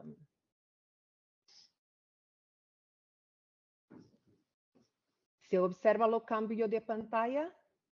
¿Sí? Está bien, sí. Sí. Sí, sí. Para introducir eso, pido alguna disculpa porque voy a tener que volver un poco de hablar de algunos datos que presentamos inicialmente en lo congreso año pasado de ReproMob para hablar un poco de cómo toda esta investigación se ha empezado, ¿no? Hablamos de la expansión de las biotecnologías sobre el punto de vista de la movilidad de personas, de material genético. En nuestro caso, más particularmente, hablamos de esta movilidad de gametos, particularmente en este contexto de ovocitos, que se relaciona con un mercado complejo y muy articulado en redes, que es lo que vamos a intentar mostrar en este panel, ¿no? Llamo a la atención porque hay un papel muy importante en este contexto de la tecnología de la vitrificación de ovocitos, porque esta tecnología y su avance en los últimos 10 años, podemos decir, ha creado las condiciones para el establecimiento de bancos y la comercialización a diferentes países de los ovocitos. Por tanto, entonces permitiendo el almacenamiento y también el traslado de ovocitos. En ese contexto hablamos de estas movilidades y de sus lógicas que son convergentes en algunos contextos o no, en este sobre el punto de vista particularmente de esta fragmentación de la cadena reproductiva que vamos a aportar hoy sobre el punto de vista de estas ReproWebs. Empezamos con el acceso a los datos del Ministerio de la Salud de Brasil, que indicaran algunos años atrás un aumento en las importaciones de semen en ovocitos desde 2016. Pero el proceso de importación de semen estaba muy bien establecido, pues Brasil importa las muestras de semen prácticamente todas de Estados Unidos. Pero observábamos una disputa sobre el punto de vista del acceso al mercado brasileño para ovocitos, y esto ocurría en un determinado punto en torno de 2014-2015 entre empresas de Estados Unidos y España. Ambas querían poder trabajar con las clínicas reproductivas de Brasil y había una cierta disputa, particularmente sobre el punto de vista de los costos de esta importación. Bien, por falta de 2016, España empieza a exportar ovocitos a Brasil. Y esto ocurre porque España ha aportado, digamos, un valor, un costo mucho más bajo para la importación de los ovocitos do que se presentaba, por ejemplo, Estados Unidos.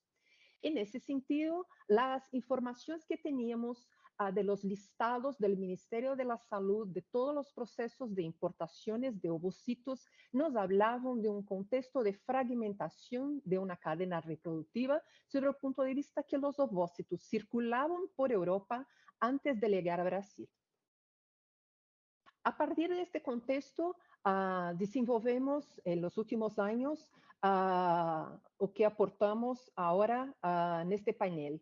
Análisis de la documentación y de los informes del Ministerio de la Salud, o sea, de la Agencia Nacional de Vigilancia Sanitaria de Brasil.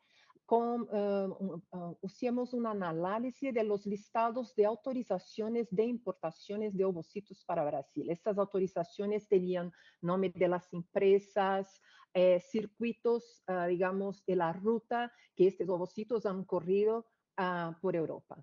Análisis de la plataforma Shira y SEC, que nos hablan sobre la individualización, las autorizaciones de empresas de España, Italia, Grecia e Eslovaquia para importar este material genético.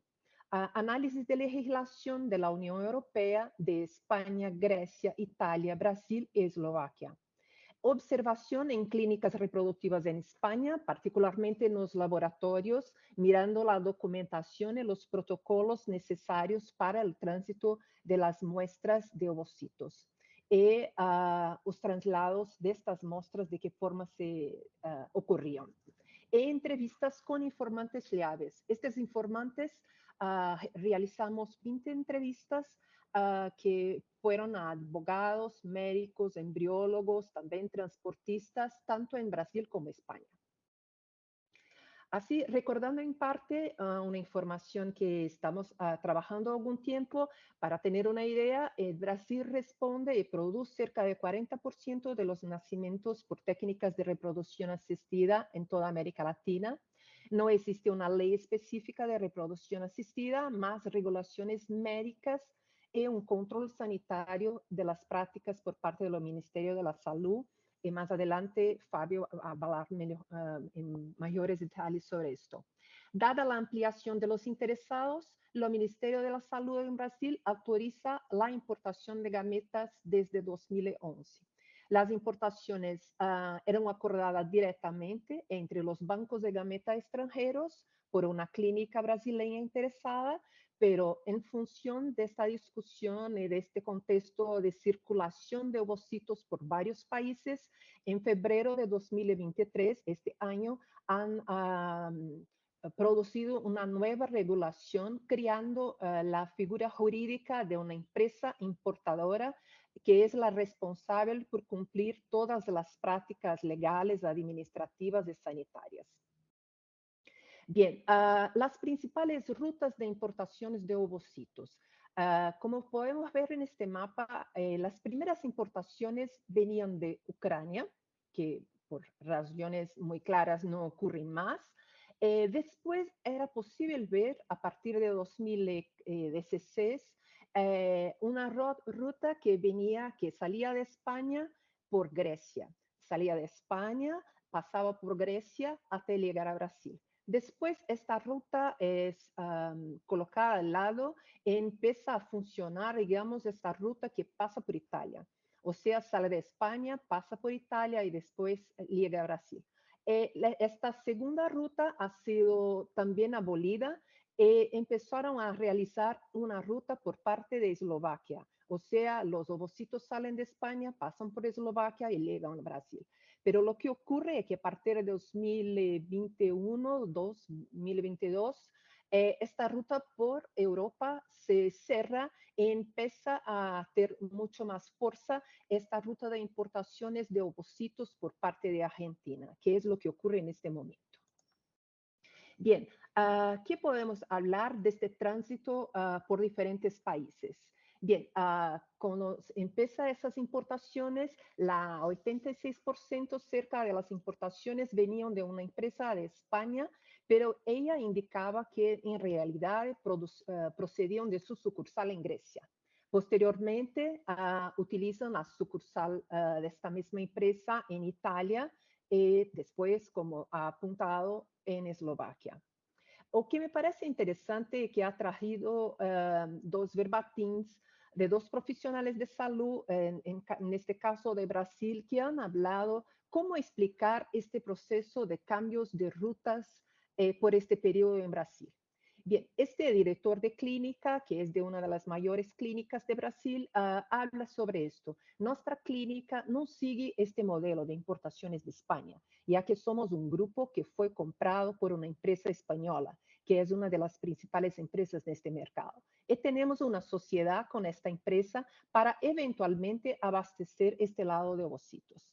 Traer ovocitos de España o de cualquier otro país no es un proceso fácil. Tienes que informar a la vigilancia sanitaria de una serie de datos para la regulación sanitaria, identificación de parejas, etc. Entonces, tú no puedes traer eso libremente. Lo analizan caso por caso. Quiero proceso anterior, ¿no?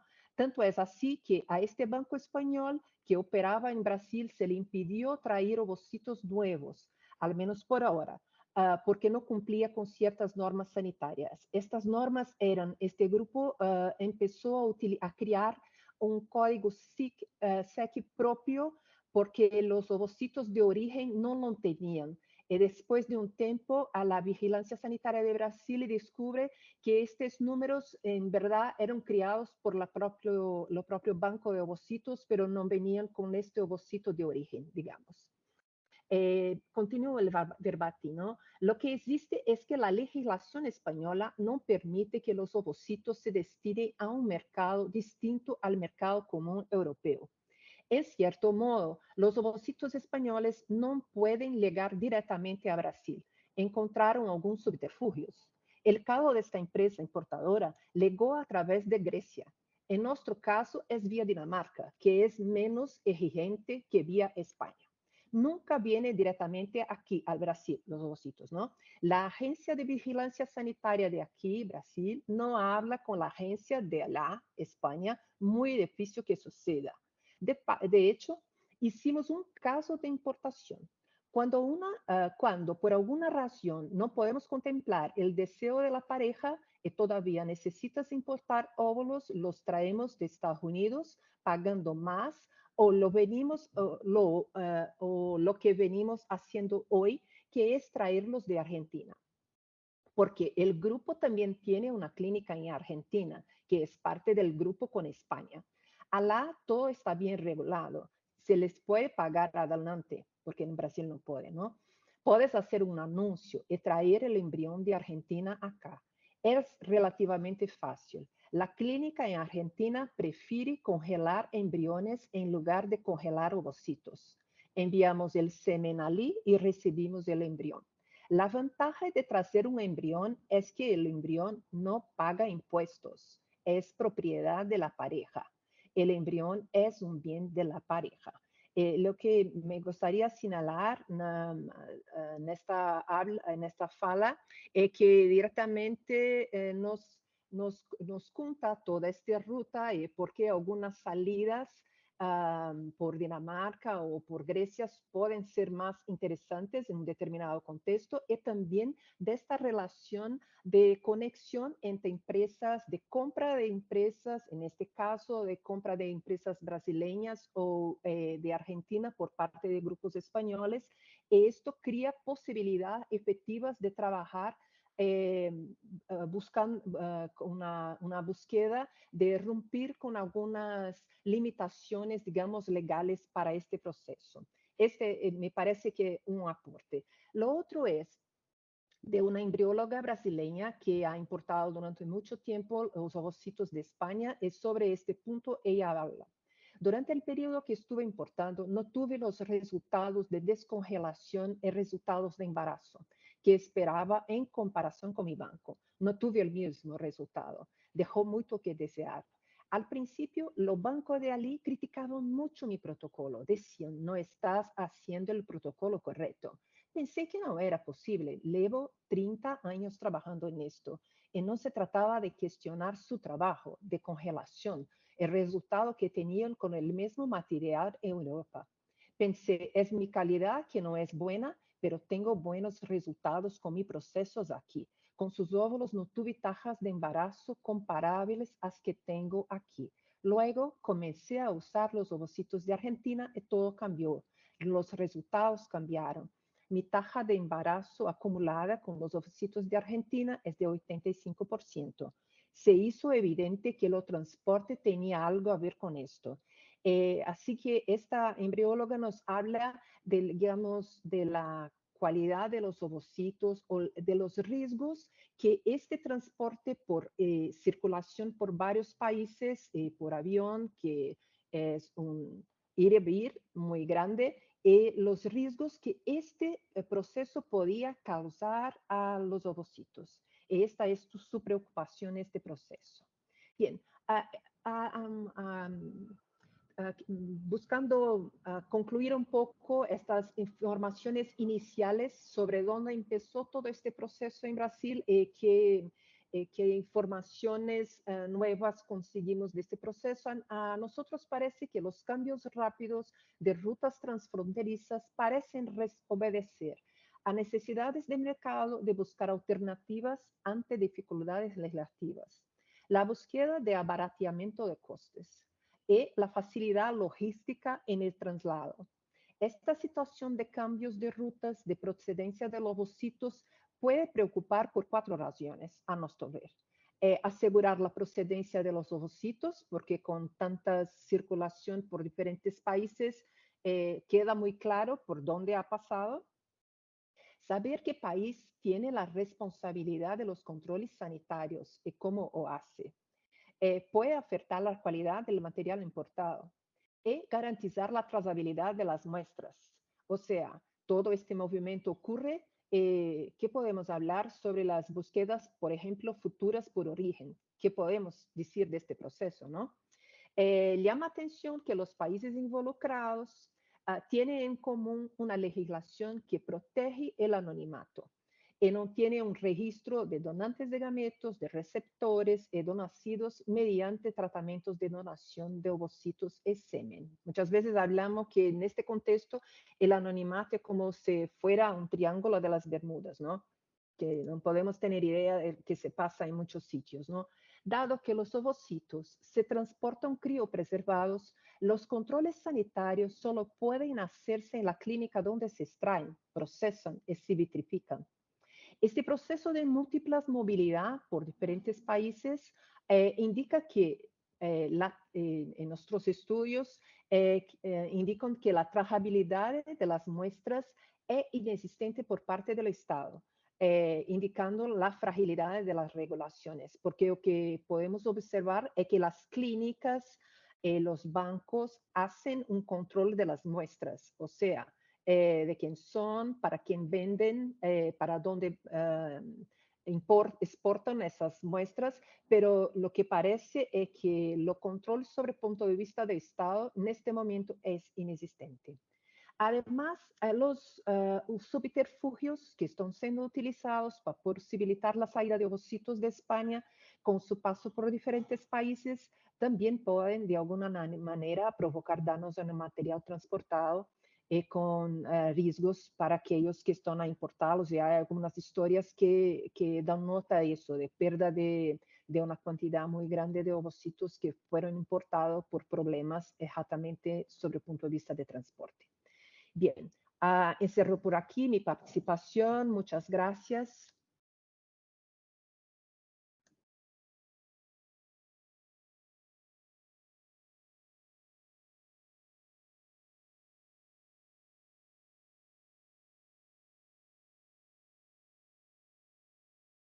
Rosana, Consuelo está silenciada. Sí, El Consuelo, micrófono. hazle el micro. Gracias, perdonadme, ¿eh? Bueno, que decía que ahora mismo vamos a dar ya paso a Marc, Marc es doctor en Derecho por la Universidad de Barcelona, es profesor docente en la Universidad Autónoma de Barcelona y, bueno, pues lo que nos interesa fundamentalmente para este trabajo es que además es máster en bioética y trabaja temas de cibors y transhumanismo y cuestiones bioéticas en torno a la donación de gametos. No te voy a presentar más, Mar, para darte paso ya a tu exposición, que va a ser sobre la legislación que permite el movimiento de ovocitos españoles por Europa, cuando quieras. Por favor, 15 minutos y si veo que te pasas te avisaré. Gracias.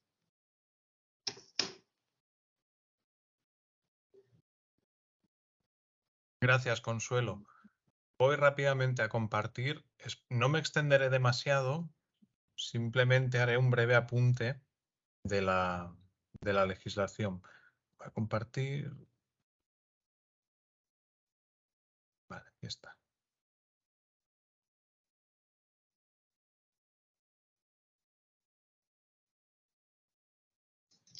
No lo vemos, Marc. Por alguna razón no aparece. Pues compartiré directamente la pantalla.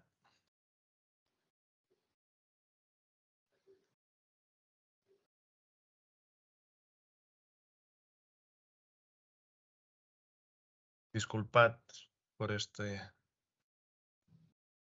Bueno, ¿abre o no abre?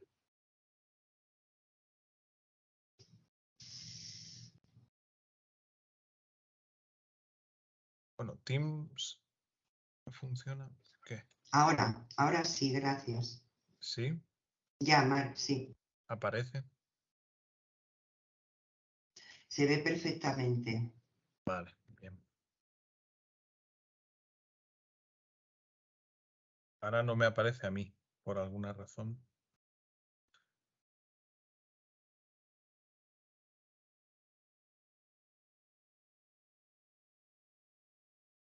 Bueno, no me aparece la...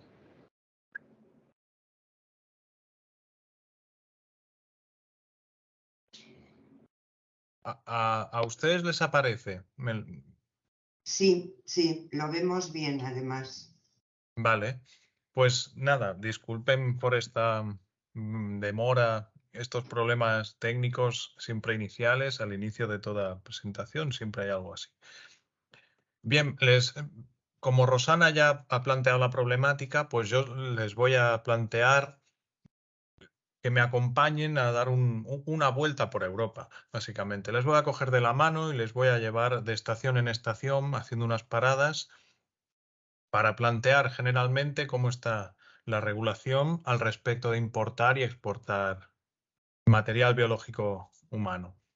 Entonces, vamos a ir de lo general a lo particular. Y lo general, hablando de la regulación en Europa que permite mover, circular gametos, pues es ir desde la Unión Europea, iremos bajando país por país hasta llegar a Brasil, que digamos que es donde tienen que recibir esa muestra. La legislación europea,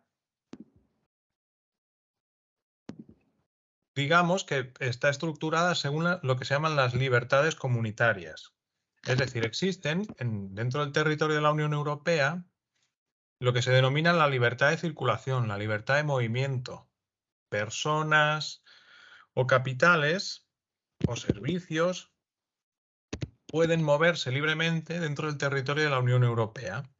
Y entonces, dentro de esa normativa, que es el Tratado Fundamental de la Unión Europea, dentro de esa normativa que permite esta libertad de circulación, encontramos que existe un requisito, que es que para que se puedan prestar servicios desde un país europeo a otro, el único requisito es que haya domiciliación, que quien presta ese servicio esté domicilializado en uno de esos países de la Unión Europea.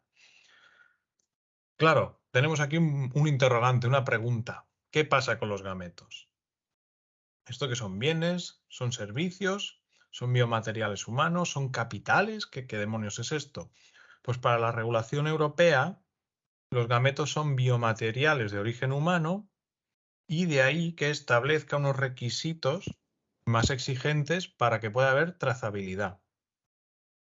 Es decir, se desarrollan una serie de directivas que van poniendo requisitos técnicos para la trazabilidad, que básicamente se concretan que se verifiquen las normas de calidad en el destino una vez se reciben las muestras. Pero además lo que introduce la normativa europea es lo que se llama el SEC. ¿Qué es esto del SEC? Es el Código Único Europeo, se llama SEC por las siglas en inglés, y acompaña a toda la muestra biológica que circula por Europa.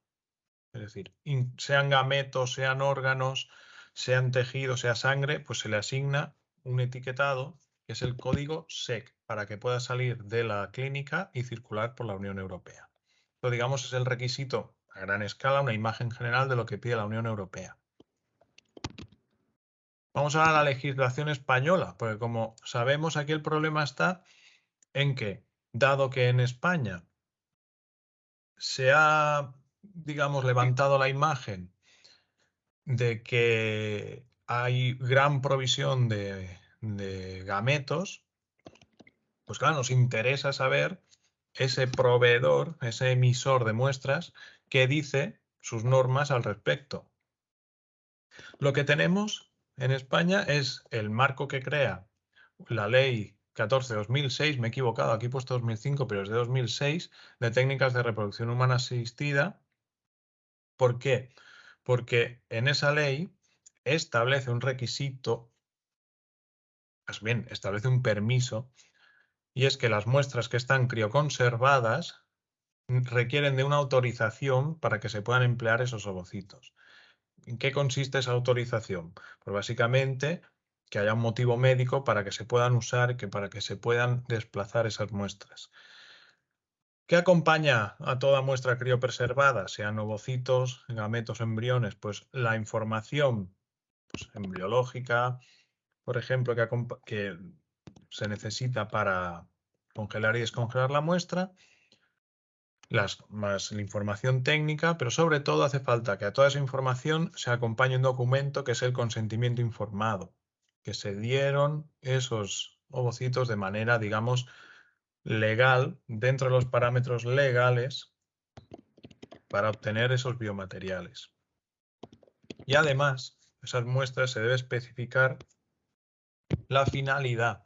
Y la finalidad solo puede ser reproducción asistida, es decir, destinados a la reproducción, destinados a la conservación para futura reproducción, o una tercera finalidad, que es la destrucción. También se pide un consentimiento informado para destruir las muestras. Ese es, digamos, el panorama general que dibuja la ley, que se pueden mover muestras criopreservadas. Entonces, de ahí entramos en un Real Decreto que se llamó durante muchos años el de colaboración entre clínicas. ¿Por qué? Porque este Real Decreto establecía que se podía importar y exportar muestras y establecía unos requisitos adicionales para que las muestras se pudieran poner en contacto entre sí.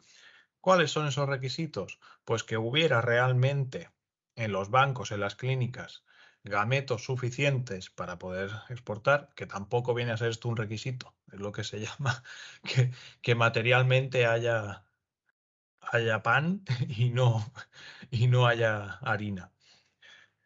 Y que, sobre todo, exista explícitamente la razón médica. Nos lo decía la ley, pero ahora lo que vino a hacer ese Real Decreto es que la razón médica, tanto en el origen como en el destino de la muestra, estuviera patente. Se tenía que hacer constar. Tras ese Real Decreto, las normas cambian y en 2014 se aprueban nuevas normas de calidad que modifica aquel anterior Real Decreto. Y lo que dice en este Real Decreto es que necesitamos garantizar la trazabilidad. Venimos permitiendo que se muevan las muestras, que circulen, importar, exportar gametos por Europa, que salgan desde España, pero claro, necesitamos un registro. Necesitamos, de alguna manera, que esa trazabilidad pues, sea realmente practicable. Entonces, con este Real Decreto se pone la exigencia de los registros nacionales de donantes, pero como muchos de ustedes sabrán, Esos registros han estado inoperantes hasta el año 2021, principios de 2022. ¿Por qué? Pues porque jamás habían sido actualizados los registros nacionales. En Europa en general, pero en España en particular. Entonces, en 2021, el Ministerio de Sanidad hizo un acuerdo con la Sociedad Española de Fertilidad para que las encuestas que había ido haciendo la Sociedad Española de Fertilidad cuenten como los datos del registro nacional. Entonces, desde 2014 en adelante, los datos de la SEF, de la Sociedad Española de Fertilidad, cuentan como el registro nacional español. Vale, eso por un lado. Así ya tenemos salvado aquel requisito que ponía este Real Decreto del 2014. Pero además, con este Real Decreto se añadió un nuevo requisito a las muestras que se van a mover. Ese requisito es el SIRA. El SIRA es el número de etiquetaje que viene del Registro Nacional de Donantes. Aquí viene una pequeña paradoja. Es que nosotros podíamos coger un número identificativo para nuestra muestra del Registro Nacional de Donantes, pero el registro estaba inoperante. Entonces el SIRA, este nuevo número, que es una cosa aparte del SEC, del que he hablado antes, de ese código europeo. El SIRA se asigna a toda muestra que hay en una clínica o en un banco. Si además esa muestra va a salir, se va a exportar desde el banco, lo que hay que asignar es el SEC, Código Único Europeo. Que queda claro esto, ¿no? Son dos códigos distintos, uno opera el europeo cuando va a salir la muestra, el otro se le asigna a toda muestra que llega a la clínica. ¿Qué pasa aquí? Que para exportar una muestra, si queremos exportar directamente una muestra desde España a Brasil, necesitamos una autorización de la Dirección General de Salud Pública de España. Yo entiendo, esto ya es una suposición, una hipótesis que comparto con ustedes, que por el temor a que esos gametos se destinen a prácticas que son ilegales de acuerdo con la legislación española, como gestación por sustitución, entonces la autorización de la Dirección General de Salud Pública se demora mucho. Y ya no solo es que se demore, sino que se miran con mucha paciencia y con lupa todos uno de los requisitos y las normas de calidad de esa muestra que se va a exportar. ¿Qué pasa? Que esto torna la importación directa desde España inoperable. Porque si uno pide una muestra y resulta que se demora 8, 9, 10, 12 meses para llegar la importación, pues se busca una ruta alternativa. ¿Cuál es esa ruta alternativa? Pues mediante el SEC movemos la muestra, la hacemos circular por el territorio europeo y nos vamos a un país que sirva de plataforma y que nos la sirva en bandeja y mucho más rápido. Entonces, como sabemos que la muestra puede circular por Europa, pero si le queremos importar directamente se demora, pues vamos a buscar otro mecanismo. Eso es lo que dice la legislación española y los problemas, digamos, que pone para hacer circular las muestras. Uno de los primeros países desde los que sirvió, digamos, de plataforma para que las muestras llegaran a Brasil fue Italia. Y en la legislación italiana tenemos la Ley 40 de 19 de febrero de 2004, que era una ley muy, muy restrictiva, ponía límites para la reproducción asistida, como creo que ya todos ustedes saben, no me entretengo en esto, pero ya hubo unas sentencias del Tribunal Constitucional italiano y a partir de ahí unas directrices del Ministerio de Sanidad que permitió desde 2015 todo ello, tanto las sentencias como la directriz del Ministerio, que recoge lo que esos pronunciamientos judiciales, que van permitiendo la movilidad de las muestras, pero lo que hace es introducir nuevos requisitos. Es decir, en Italia solo entran y salen muestras si cumple estos requisitos que he leído adicionales, que les he ido detallando aquí, como que los gametos estén previamente congelados, que se manifieste el criterio médico de selección del donante. Es decir, Perdona, Mar, te quedan 2 Sí, minutos. vale. Pues entonces voy tirando millas. Digamos, la idea aquí es que en Italia se podía exportar desde 2015 hay más facilidades. Se abre la legislación y pone más facilidades, aunque con requisitos adicionales para que se pueda exportar. La idea es que para que salga de la muestra de toda la clínica, tanto en Italia como en Grecia, lo que hace falta es asignar el SEC, el Código Único Europeo. Ahora nuestro paseo se está entreteniendo por Grecia, hemos ido a la estación de Grecia y que nos encontramos que la legislación es similar a la española, similar a la actual italiana, pero que respecto a exportación e importación, como no se regula expresamente, ¿qué tenemos? Pues la legislación europea. Entonces tenemos que ir asignando únicamente el SEC para que las muestras se exporten. No hay otros requisitos.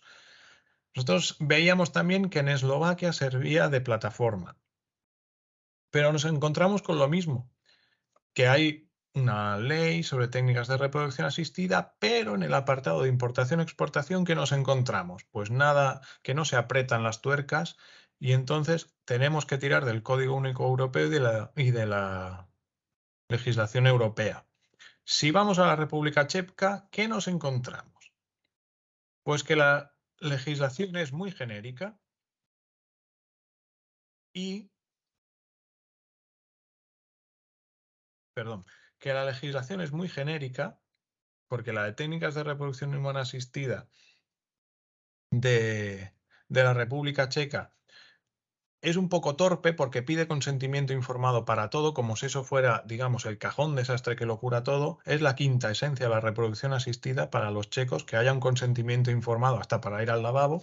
Con ellos, si hay un consentimiento informado que dice aquí se puede torturar a alguien, arrancarle un órgano y venderlo, pues para los checos dice, bueno, pero está el consentimiento informado. Decimos sí, pues entonces, por favor, sigan ustedes haciendo lo que estaban haciendo.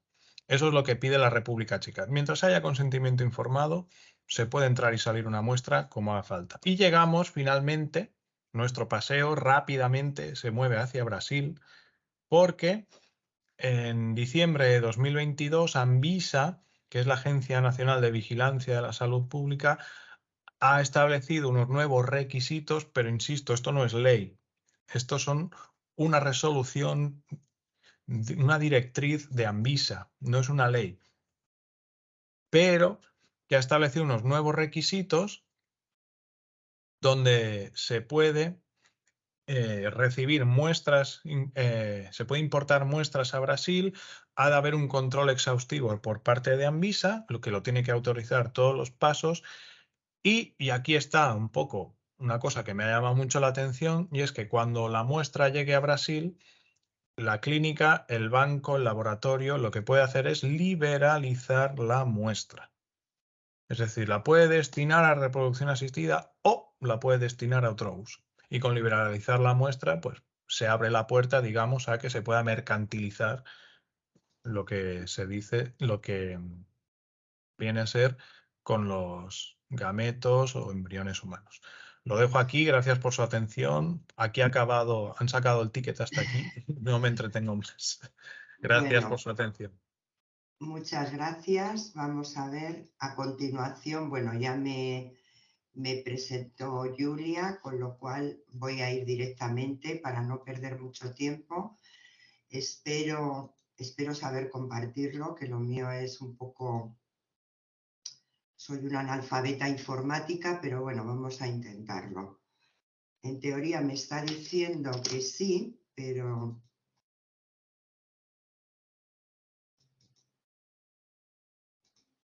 No se ve.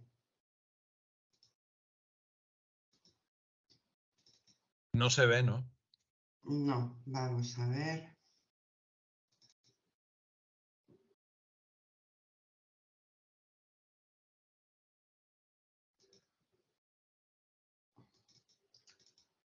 Ahora, yo creo que ahora sí se va a poder ver. ¿Se ve o no?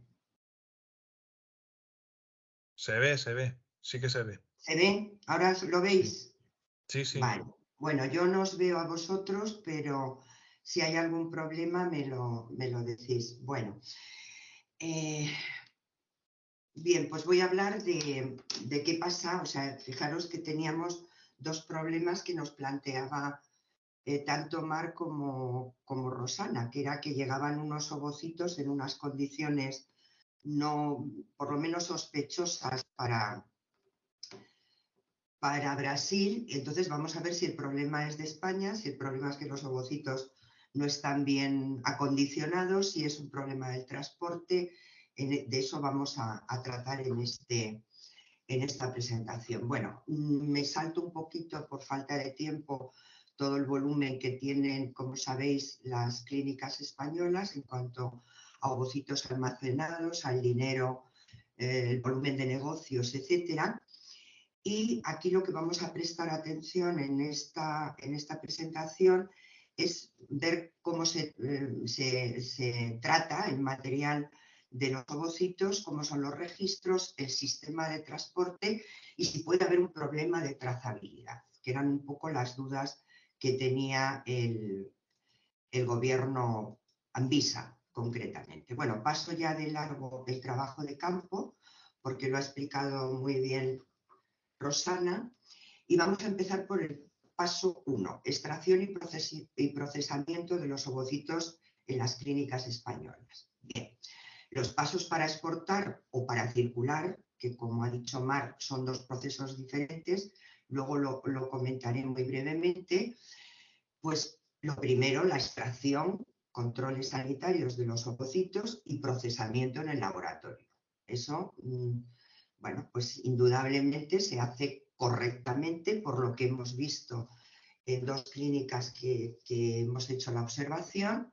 Ahí no tenemos, por supuesto, nada que comentar, ¿no? Se hace el proceso de vitrificación. El proceso de vitrificación parece cumplir todos los requisitos sanitarios y todas las condiciones. Se identifican, esto también lo hemos podido observar en las dos clínicas, se identifican las muestras. El SIRA, que como ya ha dicho Mar, es una plataforma que asigna automáticamente el número SEC, pero el número SEC, que es un identificador de las células que se distribuyen por la Unión Europea, solo se asigna si realmente esa muestra va a salir del laboratorio. Bueno, entonces, bajo nuestro punto de vista, por lo que hemos observado en las dos clínicas que hemos estado, bueno, pues cumple todos los requisitos de estándares de calidad y el movimiento de las muestras de las dos clínicas que hemos observado, pues parece ser que se ajustan a las directivas europeas. Eso sí, está pendiente de que veamos qué pasa con los bancos, porque los bancos es un circuito un poco diferente al de las clínicas. En los bancos es donde almacenan realmente, los bancos pueden estar asignados a las clínicas o no. Tenemos ya la negociación cerrada para poder ir a dos bancos españoles y bueno, pues vamos a intentar comprobar realmente cómo funciona el tema de la extracción y la identificación de las muestras y luego la salida de las muestras desde esos bancos. El segundo paso es el traslado de ovocitos. Entonces hay dos opciones, ¿no? Como ya se ha comentado. Una es la exportación, que ya nos han dicho que la Dirección General de Salud Pública Española es muy estricta y entonces esto, pues claro, realmente es demasiado costoso en cuanto a la espera del tiempo y entonces se prefiere utilizar la circulación, que es una colaboración entre países europeos donde la legislación pueda ser más flexible. Entonces, estos países van a funcionar como plataformas de lanzamiento para que los ovocitos puedan salir de Europa e ir hacia, en este caso, el destino sería Brasil. Tenemos también ya la negociación cerrada para poder ver en dos laboratorios, uno de Bratislava para ver cómo funciona la exportación, porque en Bratislava sí es posible ver el circuito de la salida desde Europa a otros países, y vamos a ver el proceso de circulación en Italia, que también tenemos asignado allí, bueno, hemos negociado para poder hacer observación en un laboratorio. Y en Italia lo que vamos a poder valorar y ver es cómo llega el material de los ovocitos españoles y cómo Italia funciona de plataforma para lanzarlos a otro país. Bien, el tercer paso es la elección de plataformas de salida de Europa. ¿Qué deciden los laboratorios? Bueno, existe, lógicamente, como ya se ha dicho, una búsqueda constante de costes más económicos, de que la logística sea más fácil y, como afirmaba un embriólogo brasileño, España no puede exportar fácilmente material biológico fuera de la Unión Europea. Entonces, ¿cómo lo hacen? Pues tienen puntos de transbordo, inicialmente en Grecia, que ya se ha comentado, y luego se trasladaron a Italia y finalmente a Eslovaquia. Pero claro, fijaros aquí lo que nos apunta este embriólogo. El material puede salir de Marbella hacia Madrid y luego seguir esta ruta que hemos comentado antes y terminar en Río de Janeiro, deteniéndose a veces primero en Sao Paulo. Claro, esto es un trasiego de ovocitos, que claro, el transporte de ovocitos a través de varios países, desde luego, lo que antes de llegar a su destino aumenta el riesgo de dañar un cargamento tan delicado, porque el semen es mucho menos delicado y los embriones también son mucho más resistentes. Entonces, ya aquí tenemos un punto de inflexión donde puede estar el problema de lo que hablaba Anvisa, ¿no? De que no llegaban o sospechaban que no llegaban en buenas condiciones esos ovocitos. El paso número 4 es el transporte. Todavía no ha salido del banco. Se ha elegido la forma, es decir, circular o exportar, y ahora vamos a ver el transporte. Bueno, salida del banco, pues ¿cómo viajan los ovocitos? Pues lógicamente viajan en una bombona de nitrógeno que puede ser líquido si es por carretera o ferrocarril, o puede ser gaseoso si es por avión. Y aquí ya tenemos el primer problema que luego veremos. El contenedor va acompañado, hemos podido ver realmente cómo funciona el transporte, cómo sale de preparado los ovocitos en uno de estos contenedores, y hemos comprobado que lleva los informes legales del embriólogo, el certificado de que las muestras no son infecciosas, que es un material delicado y no puede pasar por rayos X en el caso de que tenga que pasar por aduanas y a través de viajar por avión, por ejemplo, certificado del material, en fin. Todo esto, lo que hemos podido observar es que está perfectamente controlado y creemos que cumple toda la normativa. Eso sí, tienen que avisar con tiempo, porque el problema cuando tiene que utilizar un medio de transporte como puede ser el ferroviario o el avión, tiene que estar muy claro para las autoridades que están allí presentes que ese contenedor lleva un material delicado y que no lo pueden tratar de cualquier forma. Bueno, y luego, ¿qué transporte elegir? Vale, ya elegimos avión o elegimos coche o elegimos ferrocarril. ¿Qué tipo de transporte? Pues se puede utilizar o bien empresas especiales de mercancías biológicas, y estos son, en teoría, unos transportistas que están preparados y van con el material, con la bombona de nitrógeno de puerta a puerta. Como ya hemos comentado, si es por vía aérea, tiene que ir en medio gaseoso, no puede ser líquido. Y ya si es terrestre o ferroviario, puede ser el líquido.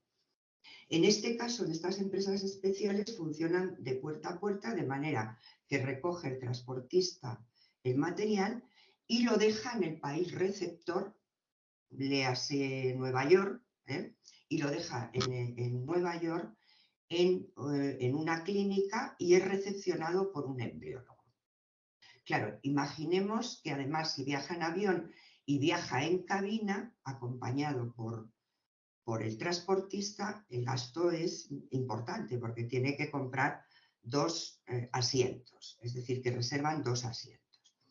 Y luego está una empresa de transporte no especializada, y aquí se puede hacer igual por vía aérea, pero claro, ya viaja en bodega, no viaja en cabina, acompañado, etcétera, etcétera. Todo lo demás es igual, pero puede o no salir de la clínica, digamos, de mano de un embriólogo, sino que se puede perfectamente dejar en administración y pasa a recoger ese material en la empresa de transporte. Si tiene que salir ese material de Europa, ya tenemos que pasar por aduanas, porque hasta ahora, si es una circulación por la Unión Europea, no pasa por aduanas. Y aquí viene un poco el problema. El problema porque ya en aduanas podría ocurrir que haya problemas en cuanto a, bueno, pues que no estén los papeles en regla, que las personas que están ahí atendiendo, digamos, en la aduana no conozcan exactamente la legislación. Entonces se recurre a unos intermediarios, unos corredores que, como nos decía un empresario de mensajería, si tenemos que pasar por aduanas y declaraciones, nos echan una mano los intermediarios. ¿Por qué? Porque ellos tienen el contacto con aduanas, nos preparan la documentación. Entonces, el material biológico es un tema que no todo el mundo conoce y pueden coger el contenedor, pasarlo por rayos X o dejarlo durante unos días ahí en bodegas, en fin. Todo eso es muy importante, según nos han comentado, la actuación del intermediario o el corredor. También hemos negociado para poder viajar con una empresa de mensajería especial para poder observar con ellos, acompañarles en el avión para observar cómo hacen el traslado y el servicio de aduanas. Entonces, estamos con un material delicado, complicado, y necesitamos asegurar, porque esa es una de las dudas de Brasil. Brasil tiene la duda si los ovocitos salen perfectamente con controles sanitarios y perfectamente etiquetados de España. Creemos que sí, creemos que sí. Eso no cabe duda que la trazabilidad en algún momento determinado con todos estos destinos se puede deteriorar, pero creemos que sí. Y entonces el entorno seguro, por la documentación, o sea, perdón, por la bibliografía que hemos podido leer, aunque no hay demasiada bibliografía en relación con el traslado de muestras biológicas, concretamente de ovocitos, sí hay de embriones y de semen, pero de ovocitos hay menos. Entonces, el entorno seguro para el traslado de ovocitos, hemos visto que hay gran ambigüedad y una falta de consenso, sobre todo entre los profesionales. ¿Por qué? Porque todos comparten que hay que mantener siempre la temperatura de menos 190 grados, porque si baja hasta menos 170, estropean los ovocitos, se deteriora el ADN, etc. Después, el tipo de transporte condiciona, de manera que el nitrógeno líquido no queda más remedio que poderlo solamente utilizar por vía terrestre o por vía férrea, o sea, por tren, mientras que en el aéreo tiene que utilizarse el medio de nitrógeno gaseoso. Esto ya plantea un problema porque, claro, pasamos los ovocitos de nitrógeno líquido en el laboratorio a gaseoso para transportarlo y luego hay que hacerlo al contrario. Cuando llega a la clínica receptora hay que volverlo a pasar a un medio líquido. También hemos leído en algunos autores consideran que las vibraciones pueden ser relevantes para el deterioro de los ovocitos. El tiempo de permanencia fuera del laboratorio es básico, es decir, no es lo mismo que esté 2 días a que esté 5 días o 6 días en una aduana o en un... Bueno, pues evidentemente es un tiempo en el que no está controlado, ¿no? Porque no se sabe los cambios de temperatura, de humedad, no se sabe, no se puede revisar la cantidad de nitrógeno que lleva, no se puede revisar la temperatura, etcétera. En este sentido, Parmigiani ha hecho un estudio muy interesante con 1.535 ovocitos trasladados de España a Italia, donde de manera específica habla de que el tipo de transporte para él más seguro es el transporte terrestre, pero claro, aquí estamos de España a Italia. Si lo tenemos que trasladar de Eslovaquia a Brasil, tenemos obviamente que utilizar otro tipo de transporte. Y luego tenemos otra cuestión que en Brasil habría que ver cómo se recepcionan esas muestras, ¿no? Porque ¿quién recoge el contenedor en las aduanas? ¿Se comprueban las condiciones de viabilidad? Si llegan con buena temperatura, si llegan con una cantidad razonable de nitrógeno. ¿Cuánto tiempo transcurre desde la salida del país de origen hasta Brasil? ¿Alguien vigila esos contenedores? ¿Cómo son los controles de Anvisa en las aduanas? Porque, claro, dicen que les llegan los ovocitos en ocasiones deteriorados, pero no sabemos dónde puede estar el problema, por lo menos de momento. Y luego, ¿quién recepciona en las clínicas esos contenedores para ver, hacer un monitoreo y comprobar que está todo correcto? Es decir, y luego hay otra cuestión y es la desvitrificación, porque este estudio de Parmigiani dice que es muy importante también conocer el medio de cultivo en el cual, o sea, hacer el proceso de desvitrificación, y el medio de cultivo influye también en la posible alteración de los ovocitos. Y entonces tenemos pendiente, lógicamente en Brasil, comprobar cómo es la recepción de esas muestras.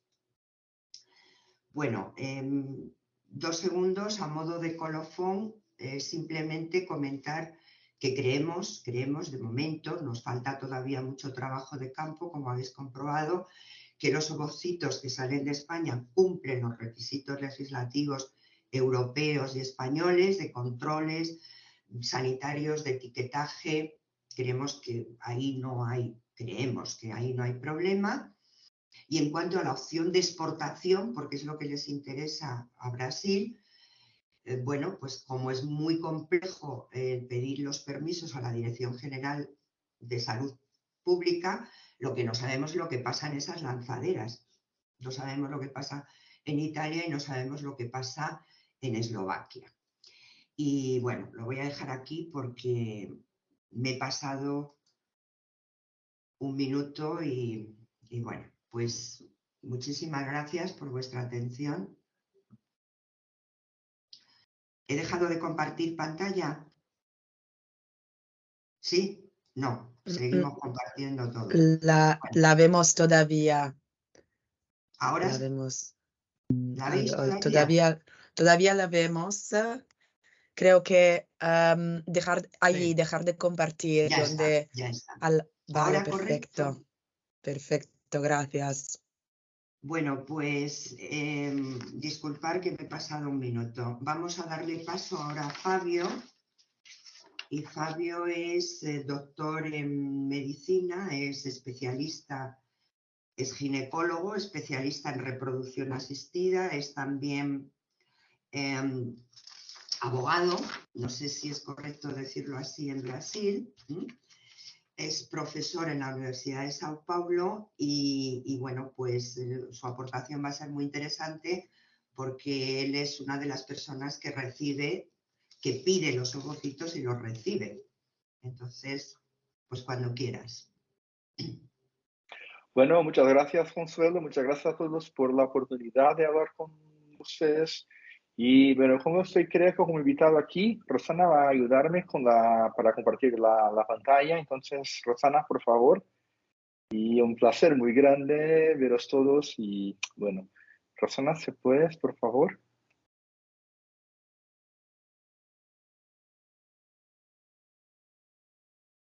Muchas gracias.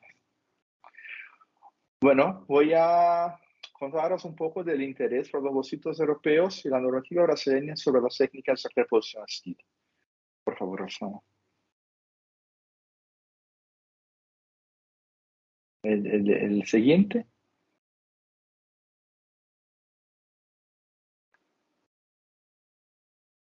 El siguiente, por favor, Rosana. No sé si me escuchas. Bueno. Rosana. Voy. Rosana, es que yo creo que se ha quedado sin conexión. Está bien. Ya está bien. Bueno, voy. Ahí está. Perdón, voy a volver a hacer porque no estaba rodando los slides, ¿no? Ah, está bien. Sí, por favor. El siguiente. Gracias.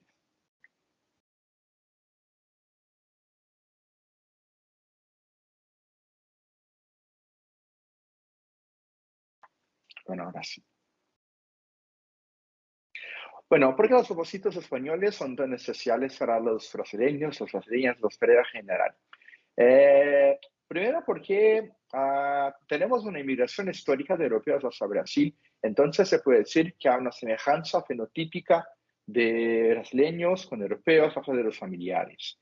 Otra cosa muy importante que hay que decir es la buena calidad de los ovocitos, porque generalmente las donantes de España son jóvenes y sabemos que hay una relación muy intensa e importante entre la edad de las mujeres, de las donantes y las tasas de embarazo. O sea, que las más jóvenes, ovocitos más jóvenes, tienen una gran oportunidad,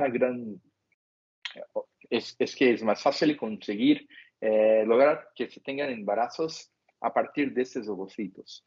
Otras cosas es un miedo que las brasileñas, las parejas de manera general tienen de que los hermanos genéticos se encuentren en Brasil. Es por supuesto que se están todos aquí, las donantes, las receptoras, y generalmente son donantes de la misma región, misma provincia, de las receptoras. Hay siempre una posibilidad de que se encuentren en las escuelas, en los círculos sociales, incluso porque son personas que no se puede recibir, no se puede pagar los globocitos, entonces son personas de las mismas clases sociales, entonces sí que hay una manera, se puede encontrar en las escuelas, en los colegios, en los clubs, por ejemplo. Entonces es una cosa que es un miedo que tienen las parejas. Otra cosa es una idea, una supuesta idea de una superioridad europea. Y eso es una cosa interesante porque las parejas, sí que es cierto que en Brasil tenemos una diferencia, es un país continental, entonces hay diferencias el nivel sociocultural, económico de las provincias del norte, del sur. Entonces, el poderío económico está aquí en el sur y las clínicas más importantes, las mejores clínicas de reproducción sí que están aquí en el sur. Entonces, la oportunidad, la oferta de gametos están aquí.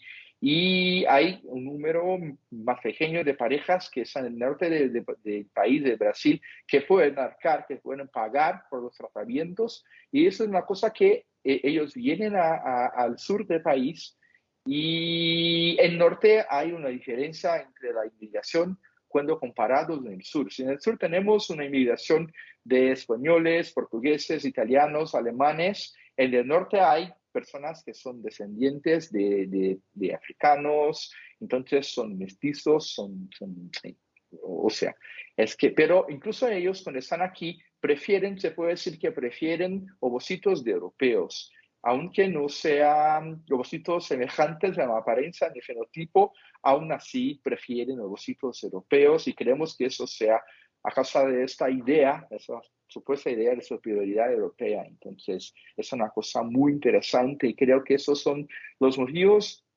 por los cuales se prefieren los ovocitos europeos. Especialmente de España, es que a causa de que Mark nos ha dicho eso de ser regulado, de tener esa oportunidad de ovocitos salieran de España hacia otros sitios, otros países. Además, es que eso de la inmigración, entonces hay muchos españoles aquí y prefieren, entonces ha sido históricamente un país el origen de los ovocitos que vienen a Brasil. Bueno, hay otra cosa que es importante, Marque ya nos dio una idea acerca de la regulación, normatización, las normativas del tema aquí. Y bueno, acerca de la donación de tejidos y tejidos de órganos, la Constitución de 1988 nos dice en el artículo 199, el párrafo cuarto, que las condiciones y requisitos que faciliten la extracción de órganos, tejidos de sustancias humanas con fines de trasplante, investigaciones, tratamiento, es que se queda prohibido cualquier tipo de comercialización. O sea, es que aquí no se puede comercializar ovocitos, tejidos, órganos de manera general. Pero, Susana, por favor. Hay otra ley que es del 97 que dice que sí se permite disponer gratuitamente tejidos, órganos y partes con fines terapéuticos y se puede hacerlo en cónyuge o en parientes consanguíneos hasta el 4º grado o en cualquier otra persona. Y voy a enseñarles que eso es importante porque las normativas dicen cosas que son semejantes a esto.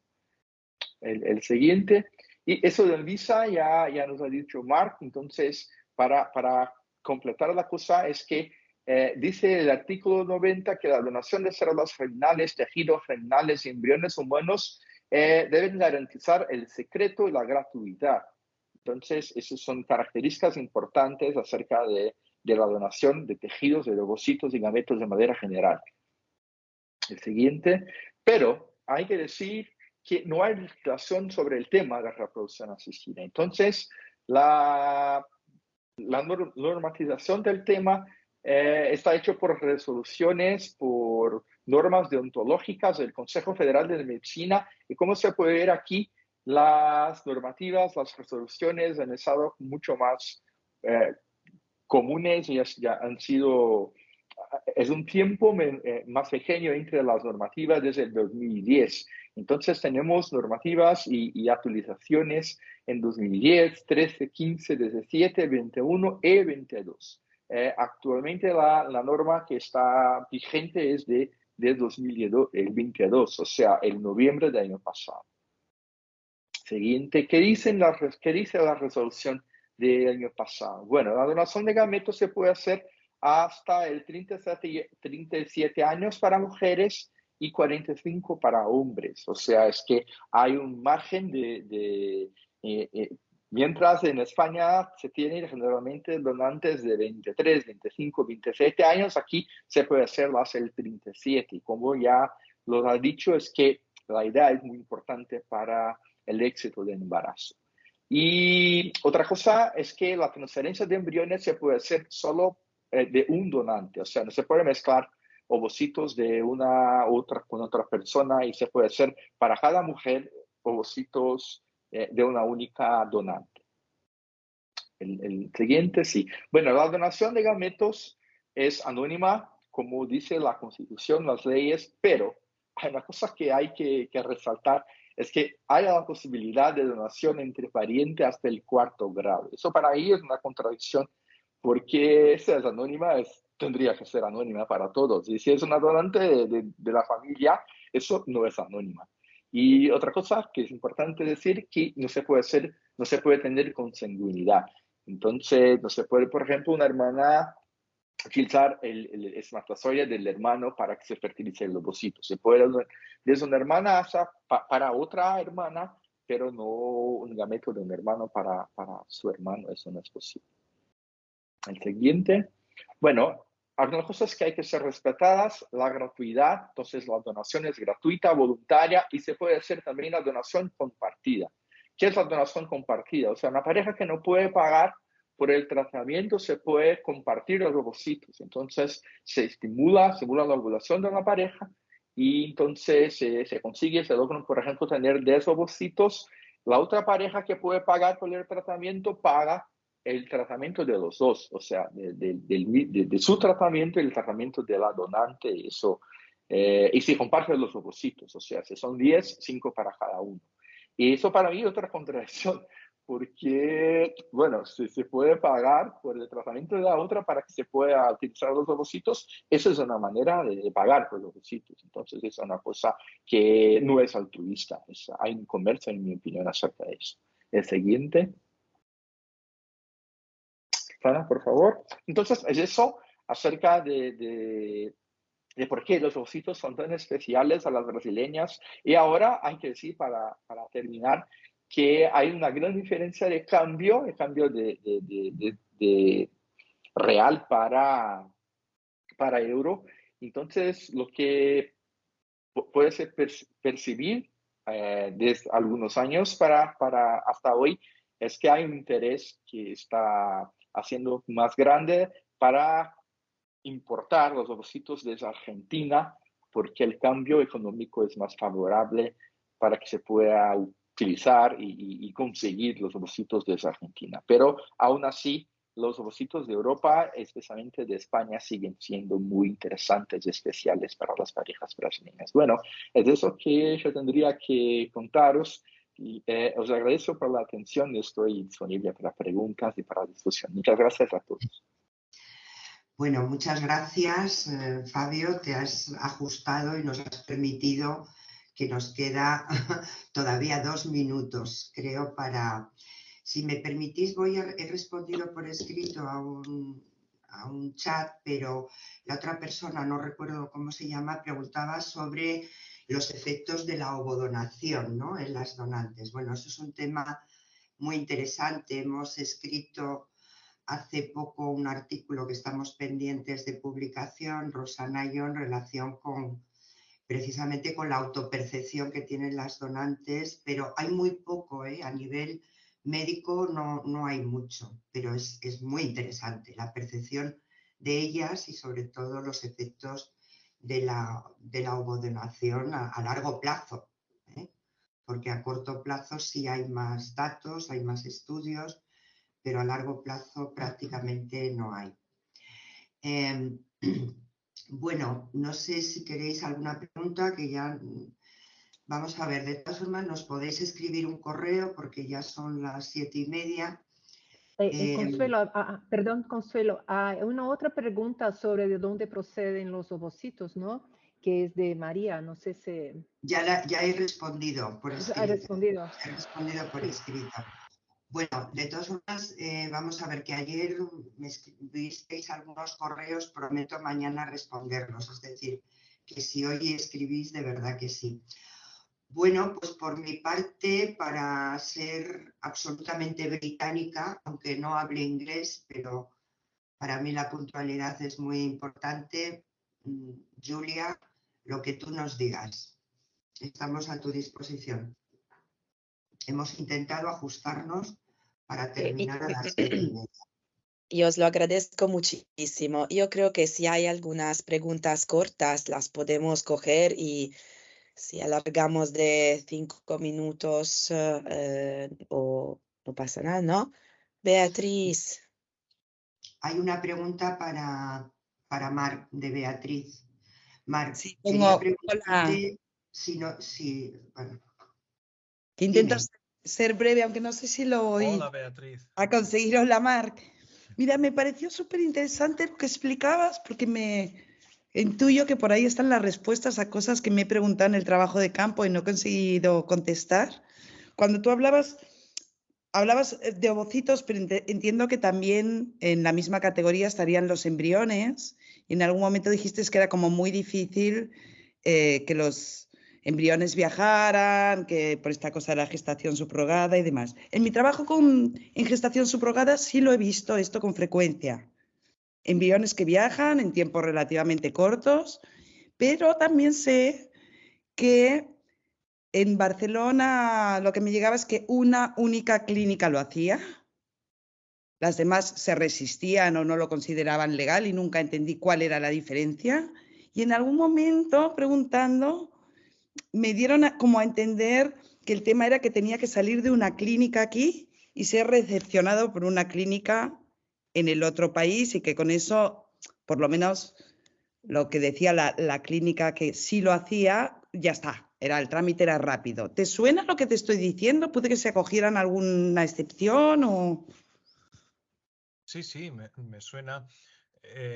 Esto venía de la regulación previa, la de la colaboración entre clínicas, que es una regulación de 2006 en adelante hasta el 2014. Entre 2006 y 2014, digamos que coloquialmente ellos llamaban el decreto de colaboración.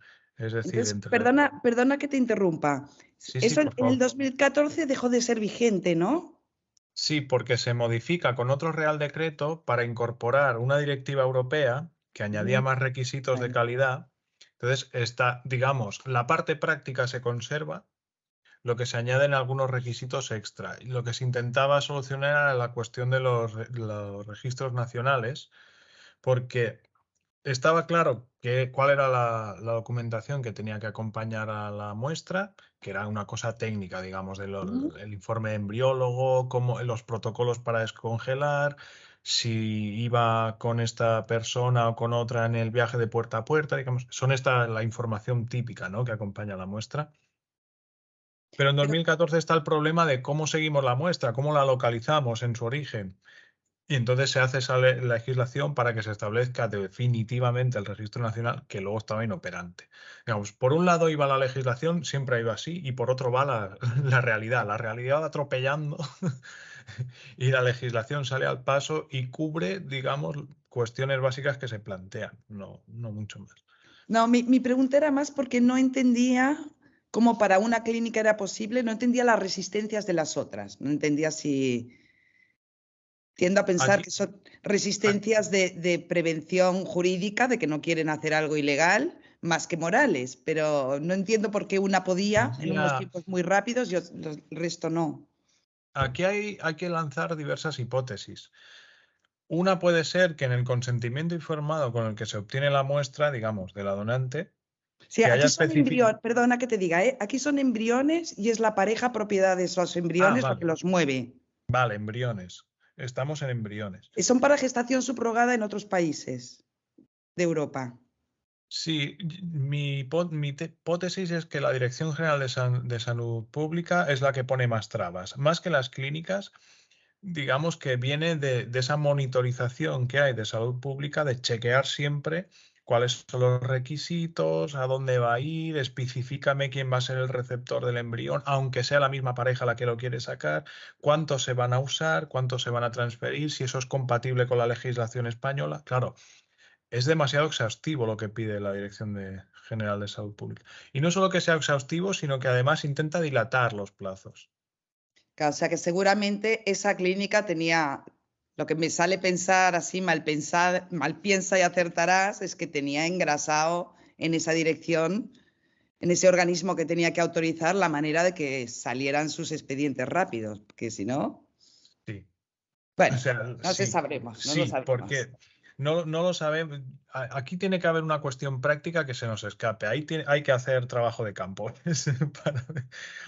Gracias. O de, digamos, entrevistar a alguien que por entonces supiera o estuviera en el ajo a la hora de sacar una muestra. Ahí es Sí, lo te que estoy hablando de podemos. 2018, 2019, ¿eh? No te estoy hablando de tan Sí. atrás, sí.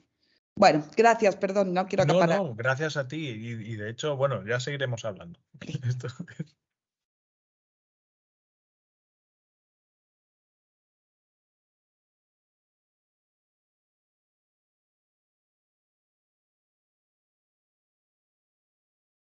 Disculpadme, me están dando una cita telefónica del médico en estos momentos. Perdonadme, ¿eh?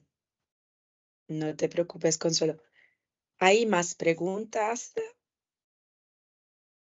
Es que yo tengo, pero tengo como 10 y vamos a dormir a medianoche si me desato.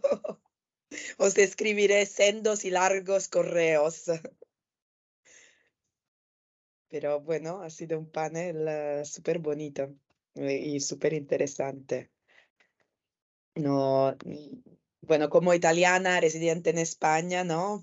En un país que produce y exporta y un país que no tiene y importa muchísimo, ha sido súper interesante.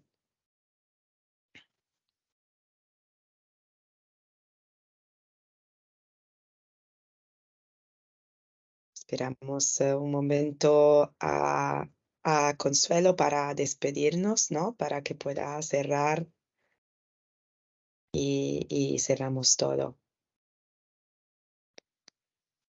Aprovecho para decir que mañana volveremos a estar.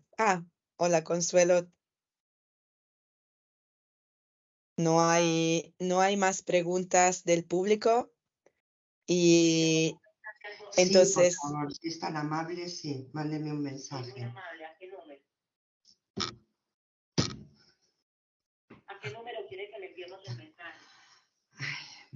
Vale. Consuelo, tienes el micro encendido, ¿eh? Vale, ok.